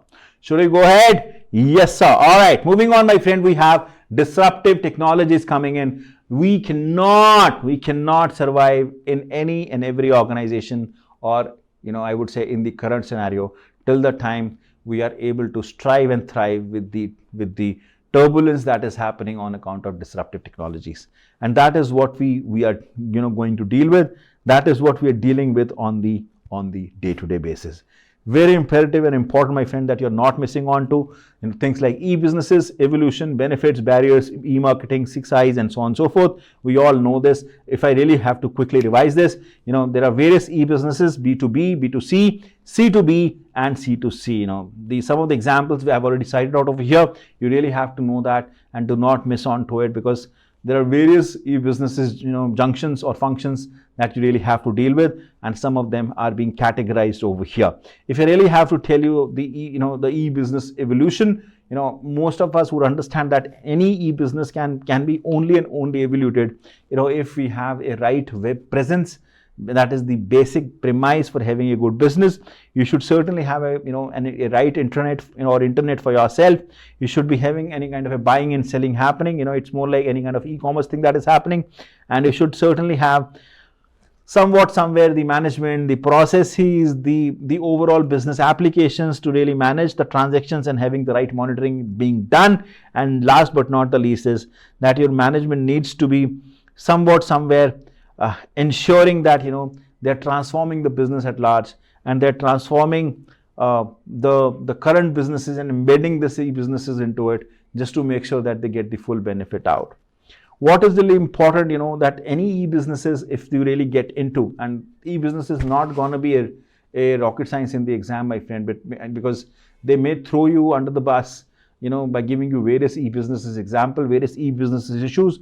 So, or, they may want to check on that you understand the benefits of of having an e-business, or benefit of having, or barriers for the e-business, and so on and so forth. So this is something that you really needed to have at the back of your mind. Ensure that you do not forget that, and that is that if you do a right e-business things for yourself, it'll help in you improving the marketing things for yourself, having the right market penetration for yourself.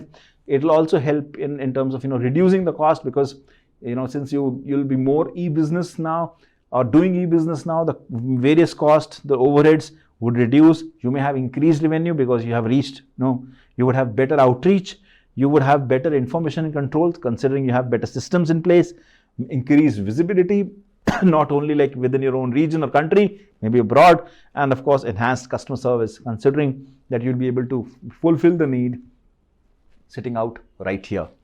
Once you do that, you have to also think about what kind of issues that we can get exposed to, because there are various issues and e-businesses are exposed to. One of the issues is that there is a huge running cost to manage an e-business.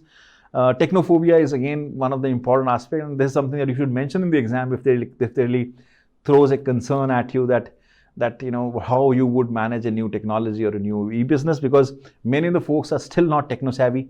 They're still learning the technology piece of it, and hence technophobia thing. I used to be a technophobia guy for a long time, and then I finally realized that if I would be like this then I would not be able to do much. So I have to shift the gears and get onto the technology side of it. Security concerns, again, cyber security is no news for you. Setup cost is huge for e-businesses, limited opportunity to exploit e-businesses, limited IT resource, in-house, because you have to have good IT resources for yourself. Customers not likely to be interested in e-business at times if they are also technophobic. They also want to do, for some of the things at least, they would also want to have face-to-face interaction. E-thing is not always helpful for everyone. So these are like small barriers to e-businesses. I just wanted to quickly revise for you, just to make sure that you get a hang of it if you get to see something like this in your exam. Now, how to handle these questions, my friend? You should always understand when you get to see a situation in the exam wherein a technology is being spoken. We have taken a lot of examples in our sessions, including some of the names like Yahoo, the Googles, in terms of what really happened wrong with Yahoo. We have got into the details, we have understood that. But if you get to see a situation wherein you're thinking about a disruption happening, technological change happening, you should understand that. You should assess the impact on the organization being given to you.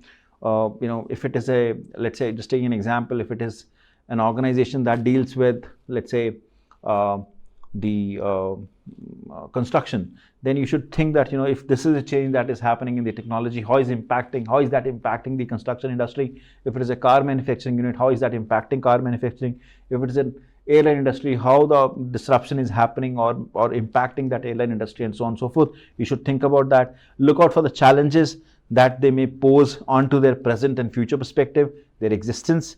Think about the benefit that one may have if they would implement something like that, and then suggest with the positives and the negatives. Whenever you're suggesting something or some course of action, always do that with with some positives and the negatives, to ensure that you're giving more holistic view as such, and not forgetting on that. Always give the financial constraint. I would say you should just take this as a piece of advice. Whenever you are implementing anything, any new technology, any new I would say disruption related technology that you're implementing, always talk on financial constraint, because most of the organization would be struggling with finance any which ways. Or even if they're not struggling, you have to mention that in a way that examiner should feel that you're not just recommending thing for the heck's sake of recommending. You are recommending thing with the logical reasoning, and of course taking into due consideration the cost component of it. Is that clear? Yes, sir. Financial consideration is really important. Do not miss on that, because more you will miss on it, worst it is from the I would say organizational standpoint. Is that clear? Yes, sir. All right, moving on, guys. We have some other areas left which I want to cover now and wrap this up, because this is something, as I said, is gonna be a stretch run, and I'm sure by now you also want some time to go and relax. So we'll really try to wrap this up. Okay. So we'll start off with some of the few other important areas, my friend, that I wanted to cover. And one of the things that I really want to talk on there was professional skills. we have known by now that in this exam, approximately 20 marks are gonna be there for you if you are doing well in terms of how to write these exams. And how to write this exam is dependent on how you are demonstrating these professional skills. And that is what I really want to give you my 2 cents on, that before you really sit for it, before you really go and of course write this, you should certainly be knowing that this is what you really need to do when it comes to this particular skill. So one of the professional skills that you really need to demonstrate and of course apply in the exam is the communication skill.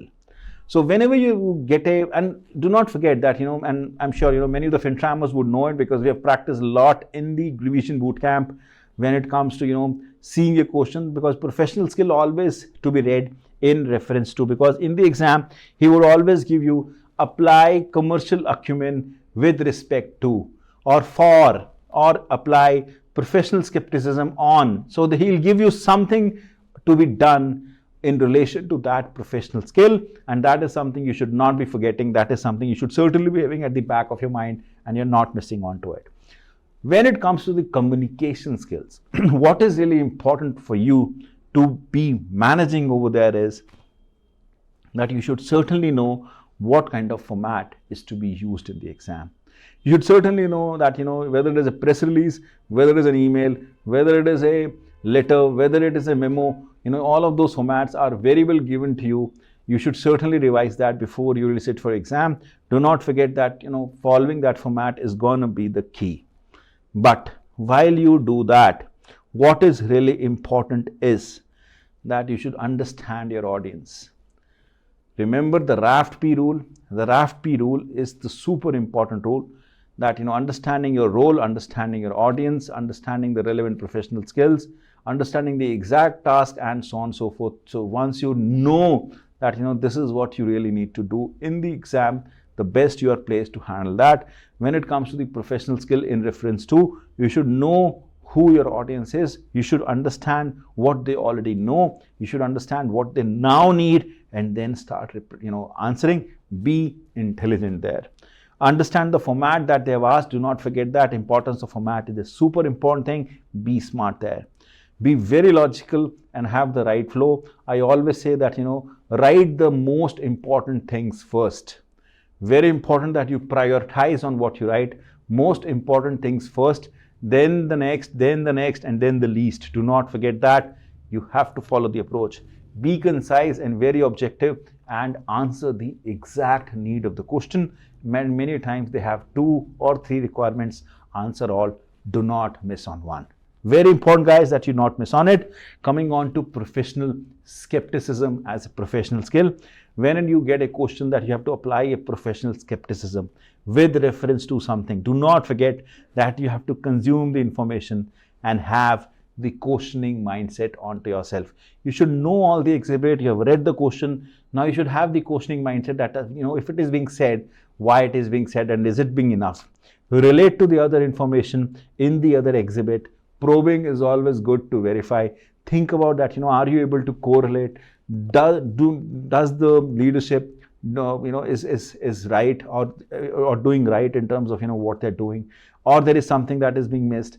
Or if they're doing right, do you have the corroborative evidence within the exhibits that says that everything is fine? If not, challenge their views. But when you challenge them, challenge very smartly, very professionally.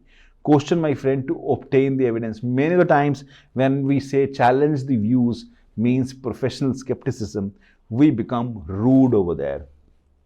Do not do that. Challenging doesn't mean that you're openly challenging that what you're doing is absolutely wrong. You should not be doing this. I challenge you in this. Nope. I may want to say differently, saying that this is what what is being done. This is what it is. I think I may need some more information on this to really somehow comment on it, or really give you my suggestion on it, and so on and so forth. So asking more evidence, asking more information is in a way challenging, but be very smart and very crisp over there. Do not get curt. Do not get carried away that something that is happening is absolutely not right. That is not the way. That is not the right way of doing it. All right, moving on. Moving on, we have the analysis skill, my friend. Analysis skill is again very important skill you would always see in the exam, which effectively means that you have to analyze anything and everything that is given to you, including the pre-seen material, including the exhibits, including the background information, including the requirement of the questions. You have analyzed each and everything. You should be able to correlate one exhibit to the other, requirement to the exhibit, and so on and so forth, and take information from all. You should not be only referring one exhibit.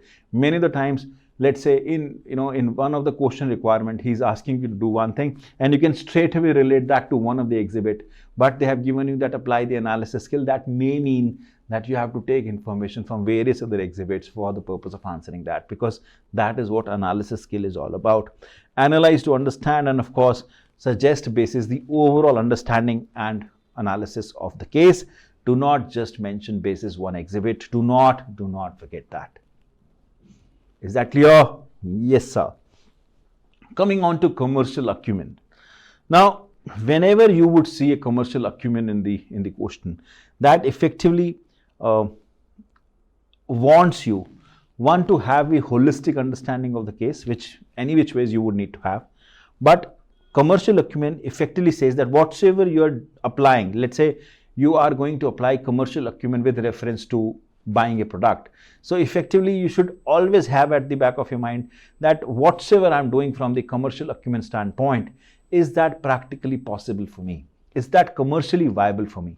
When I say commercially viable, it's more like cost benefit analysis. When it says practically possible, you have to think about that whatever I'm suggesting, whatever is being discussed, is it practically possible for that company in that scenario? So you have to think of those aspects, those two aspects in anything and everything that you do. Commercially viable, practically possible is something that drives the commercial acumen as a concept. You have to see through that in reference to what is being mentioned over there in the exam, that do commercial acumen in reference to this. Think about that, whatever is being mentioned, is it commercially viable? Is it practically possible? Think of how, think of that considering the holistic case. Find out any kind of issues or concern that it has. Assess any kind of possible options that you really can suggest, and then tell or suggest the best feasible option as per your own understanding. Commercial viable, practically possible is something you should always look forward to. Coming on to the evaluation, guys, evaluation is another professional skill that you really need to demonstrate. The key of the evaluation skill is that you should always understand the impact of what is being discussed. So whenever you are applying an evaluation skill onto a particular scenario, always think of that there is a positive and the negative aspect of it. You should be able to see both the implications, the direct as well as indirect, the positive as well as negative, and think about the outcome of what is being discussed. When you're thinking of output, always think about the pluses and the minuses, and then when you have the upside and downside, you should be able to mention that and then create a balanced argument and then suggest your final option or your final suggestion. Evaluation skill effectively warrant you that you have understood the case, you have understood the concerns. Whenever an evaluation skill is given with reference to something, you are effectively I'm sorry.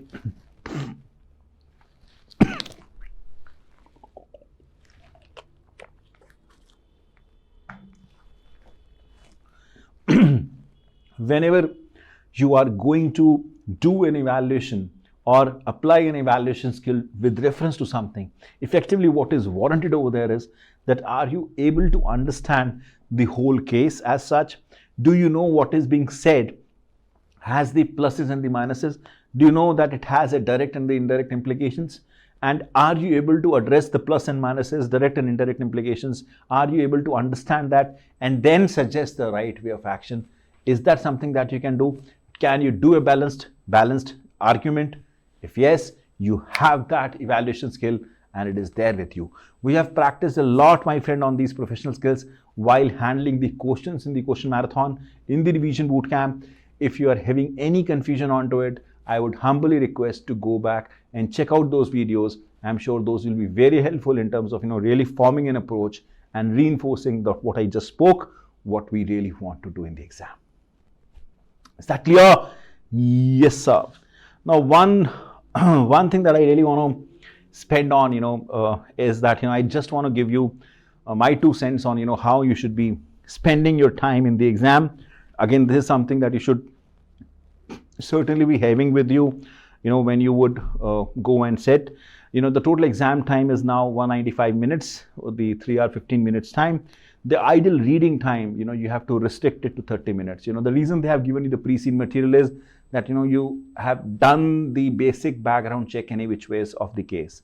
And you would see that, when we'll meet tomorrow and we'll review the pre-seen material for the upcoming exam, you would see that that will effectively help you in terms of getting the full idea of, what the case is all about or what the issue is all about. And, you just have to now, see through as to what exam really gives you from the background standpoint and from the exhibit standpoint, and then start answering the questions. So effectively, a lot of your reading time has already gone into pre-seen material. 30 minutes is something that you should be restricting yourself to. The balanced, let's say 165 minutes is for 80 marks. I consider myself that, we should at least give 15-20 minutes to the revision. So effectively 145 minutes that I have for writing. So effectively 2 minutes per mark is something I should be spending on in terms of writing in the exam. Which effectively means, my friend, if there's a question of, like, say 15 marks, you should not give more than 30 minutes onto that question. That is the way you should be able to restrict yourself in terms of doing justice to each and every question in the exam. I have seen, my friend, that people who have really attempted all the questions have higher probability of clearing it, rather than, if you leave 1 or 2 questions blank, then you're effectively calling, the examiner to ding you there, and of course, you would not be able to pass if you would leave, or 1 or 2 questions just blank like that. So important is that, do justice to all of the questions, spend 2 minutes, approximately 2 minutes per mark on each and every question, and that is what you should do, and that is what you should really work towards, and ensure that you are able to justify and catch up to from the examination standpoint. I would say, if I really have to give you my tip in terms of ensuring that, how can you read the SBL question rightfully in the exam, and there's something we have demonstrated a lot, while doing the past exam questions or exam standard questions in our revision bootcamp and marathon. What if I really have to summarize that, what you should be doing? I would say read and review the pre-seen material properly first. Don't try to memorize things. Don't try to over-engineer it. Don't try to over-Google it. That's not important. That's not relevant. But you should at least know what the pre-seen material really says. You should know what it really wants you to understand from the industry background standpoint, company's background standpoint. You should know that. I think we'll do that tomorrow together. Do not panic by seeing the number of pages and the content of the exam. Many times, we get panicky with that. Do not do that. Just understand who's in the whom's of the introduction. Very important. Who is who, is very important for us to really, there at times there are many names being given in the question, and we get confused by that. Try to consume that.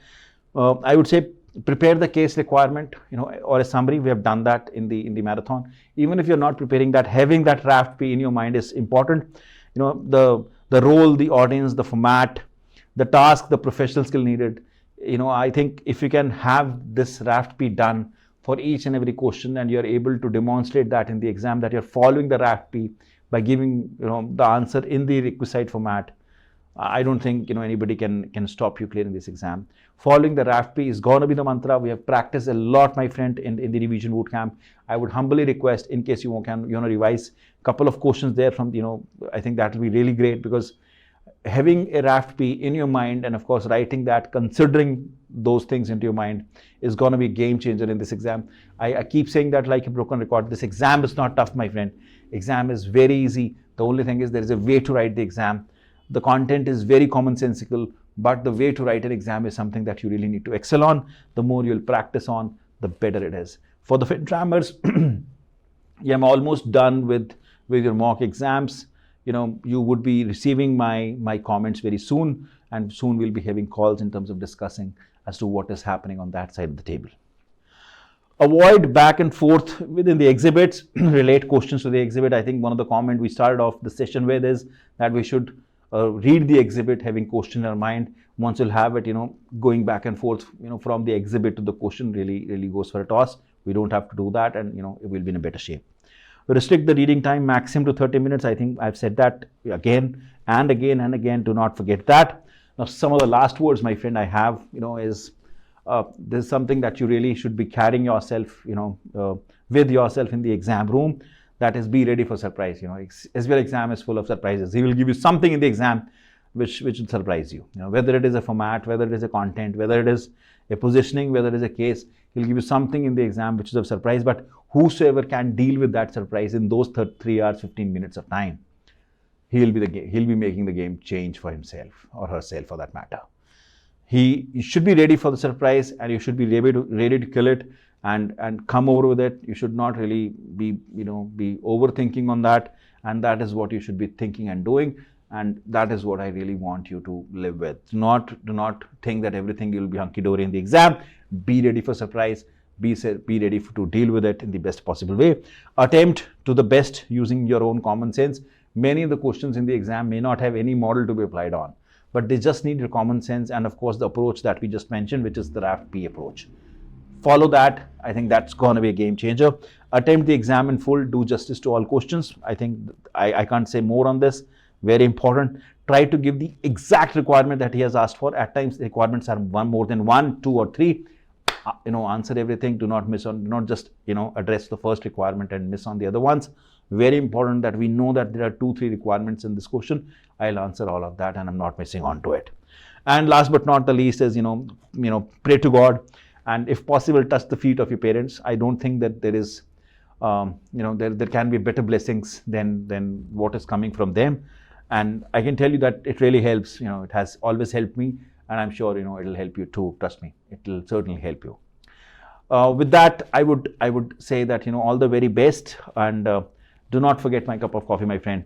Once you clear this exam, I'm really looking forward to my cup of coffee, and I'm very blessed that as on date I have coffee of being outstanding, to all the places in the world, almost all the places in the world, and that's the value addition. I think I'm proud of in terms of what we have done to the fraternity at large, and we'll keep doing that. All that we need is that you're following the approach that is being mentioned, and I'm sure coffee will be mine very soon. That's what I really wanted to cover, my friend. I'm sure most of you would be joining me tomorrow for the pre-scene material discussion. It will be 4 p.m. India time. I would invite all of you to really come and, of course, discuss that. For the folks who are seeing us for the first time, I just want to highlight the offerings that FinTram has. As far as the the overall SBL offering is concerned, we have a full course being available for the Strategic Business Leader exam that gives you a holistic view of all the syllabus areas of the Strategic Business Leader, with the various practical real-life examples that we have had together, with various experiences that I've had with various corporates. We can really talk on that. We've spoken on that in terms of what you really need to have as a takeaway. And along with that, you would also get a revision boot camp that essentially takes care of all of the formats, professional skills, writing skills, reading skills, and practice of the questions, including concept, comprehensive, past exam, and exam standard questions, giving you all the tips and tricks that you really need now to kill this exam in the best possible way. So that is one that is available for the folks who have already given the exam but were not able to clear it for whatsoever reason. You have a fast track course of Strategic Business Leader also available, which we have done it in a capsule way, so you can effectively revise the entire content in just like 13 to 14 sessions, and you would also get the revision boot camp to practice and, of course, excel onto it. This is very helpful for the folks who have not been able to clear SBL for like a couple of attempts.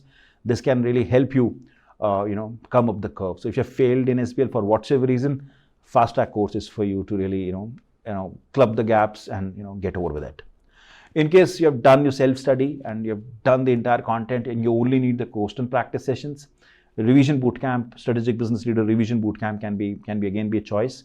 You can again take that, and that will be again very helpful to you, because you would get to know how can you answer the questions rightfully. And last but not the least is Strategic Business Leader memory chart book. We have pictorically created a chart book for SBL exam that effectively gives you a pictorial depiction of what concepts are being discussed. Those are like good to stay in your mind, and of course very good for the end time revision. You can of course take the memory chart book. That is any which way is being offered as part of our full course and fast track course. So you can always opt for that if you want that separately. with that, guys, we have reached onto the stage wherein if there is any question, I can take it up. You can just put that onto the chat box. I'll be happy to pick that up. If there is anything I can help you out, I'll be more than happy to do that before I really wrap up.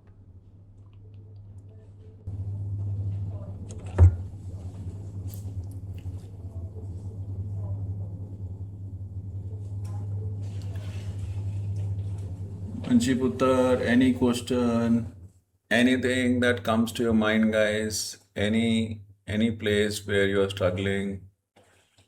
Priya,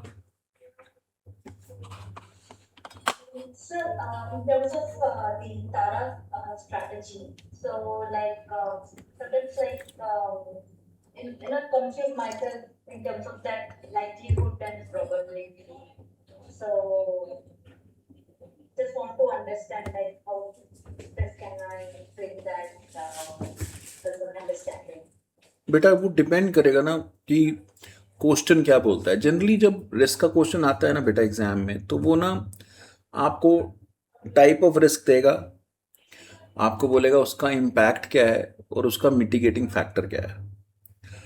अब probability of risk जो है वो question के context से ही समझना पड़ेगा, और probability किसी की भी सेम नहीं होती है. एग्जाम्पल के तौर पे लेट्स से मैं बोलता हूँ बेटा कि हम एक शॉपिंग मॉल बना रहे हैं. अब शॉपिंग मॉल में चोरी ना हो जाए इसकी प्रोबेबिलिटी मंशी में बोल सकती है कि 50% है, धनुश्री बोल सकती है 30% है, अभिषेक बोल सकता है 80%. बट हमें ओवरऑल फैक्टर्स देखने पड़ेंगे, सर्कमस्टेंशियल फैक्टर्स जो हैं, जैसे कि वो मॉल किस एरिया में है, किस कंट्री में है, किस स्टेट में है, वहाँ के लोग कितने लॉयल हैं या कितने इंटेग्रिटी वाले हैं, हमारे सिस्टम्स अच्छे हैं या नहीं. रिमेंबर वो मॉल के बाहर निकलो तो वो एक थेफ्ट के लिए एंटी थेफ्ट सिस्टम लगा होता है, जिससे बाहर अगर आप निकल के जाओ तो अगर आपने कोई ऐसी चीज़ उठाई है जिसमें उनका टोकन लगा हुआ है तो सायरन बजना शुरू कर देता है. तो वो एंटी थेफ्ट सिस्टम आपके हैं या नहीं. तो वो सारे सर्कमस्टेंशियल फैक्टर्स को कंसिडर करके आप बोलोगे बेटा प्रोबेबिलिटी ऑफ रिस्क क्या है. That may be X for you, Y for Manshi, Z for Dhanushree, which is fine. But आप जो भी लिखोगे आप उसको जस्टिफाई करोगे लिख के कि मैं ऐसा क्यों कह रहा हूं कि ऐसा रिस्क है या इतना रिस्क है. तो कोई गलत या सही आंसर नहीं होगा Priya. Basis the circumstantial factors जो भी मुझे ठीक लगेगा वो आंसर होगा बेटे. Do you get that Priya? Yes, sir. Thank you. Any other question, anyone? Abhishek बड़ी देर से चुप है, ऐसे कैसे यार? ऐसे चुप रह के नहीं चलेगा काम. As such question नहीं है, but I'm worried about myself. Worry नहीं होगा तो पास भी नहीं होगा अभिषेक. अच्छा है, I am happy you are worried about yourself. और सिर्फ अपने लिए वरीड है ये, that is even better a statement. Had you been worried about anybody else, I would have a bigger problem. You are worried about yourself, it is all the more a good situation to be in. Don't worry, everyone is worried. कोई बता रहा है, कोई नहीं बता रहा है, हर बच्चा अपने में परेशान है बेचारा इस समय कि क्या होने वाला है. बट कोई नहीं ना बेटा, हम अपना 100% देंगे, हम अपना 100% देते हैं. हम बहुत कुछ कर चुके हैं बेटा, बहुत कुछ करेंगे, कल भी करेंगे और आने वाले 3-4 दिनों में भी करेंगे जब हम इनके मॉक एग्जाम करेंगे. तो मरे बिना तो नहीं मरेंगे बेटा. Will not die before will die. So अपना बेस्ट देंगे और जय माता दी. बस इसके बाद कुछ सोचना ही नहीं है हमने. घबराने से अगर बेटा कोई भी फायदा होता ना अभिषेक, तो मैं कहता और घबरा बेटा. But you know I always say, वो हम SBL में भी बोलते हैं ना, manage the manageables, control the controllables. क्या कंट्रोलेबल है? मेहनत करना कंट्रोलेबल है. Let's do that and let the destiny decide. Abhishek Kumar becomes Abhishek Kumar ACCA.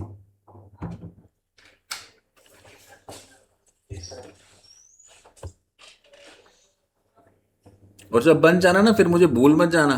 कई जन ऐसे होते हैं बनने के बाद मेरे को भूल जाते हैं कि सर का फोन नहीं उठाना, सर के मैसेज का जवाब नहीं देना. वहीं पे आके पिटाई होगी.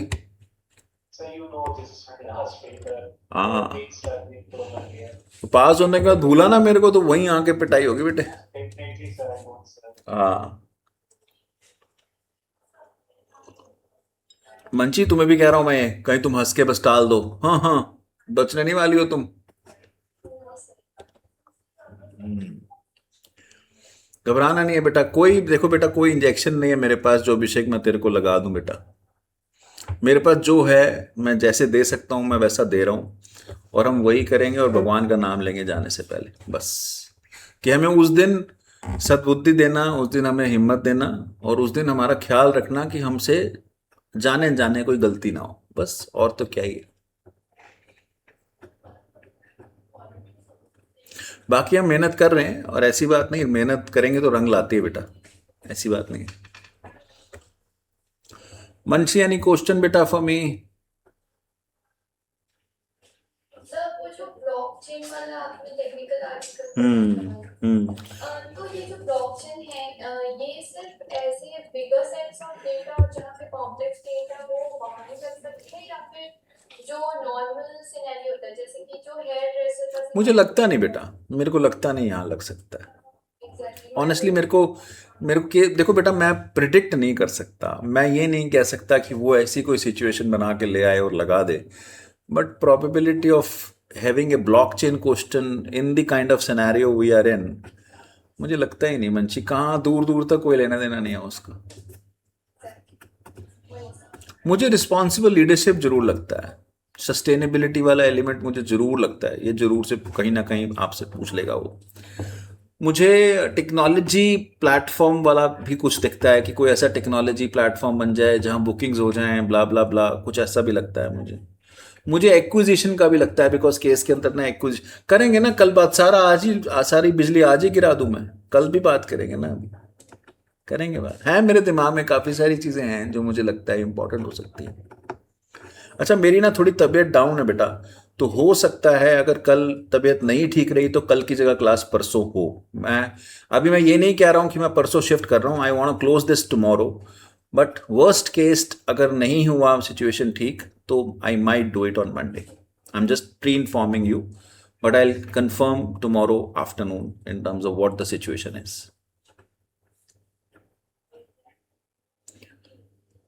Sir, Yes, Dhanushri, now you're asking. No, I'm very happy. I was seeing Dhanushri was smiling when I was on the last slide, when I was saying that, Dhanushri, you have to touch the feet of your parent.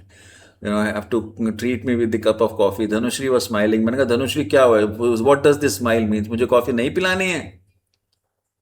I will do it, sir, for sure. Send passes. बोलो बेटा, क्या question?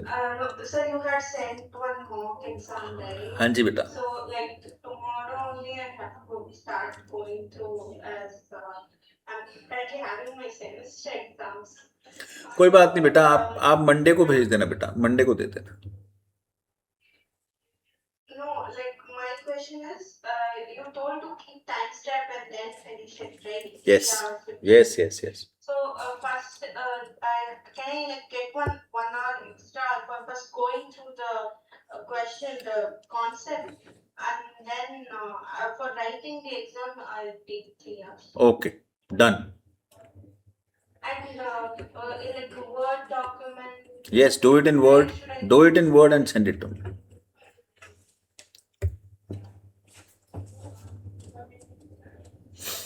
कोई और सवाल किसी का? कोई और कंफ्यूजन? अभिषेक?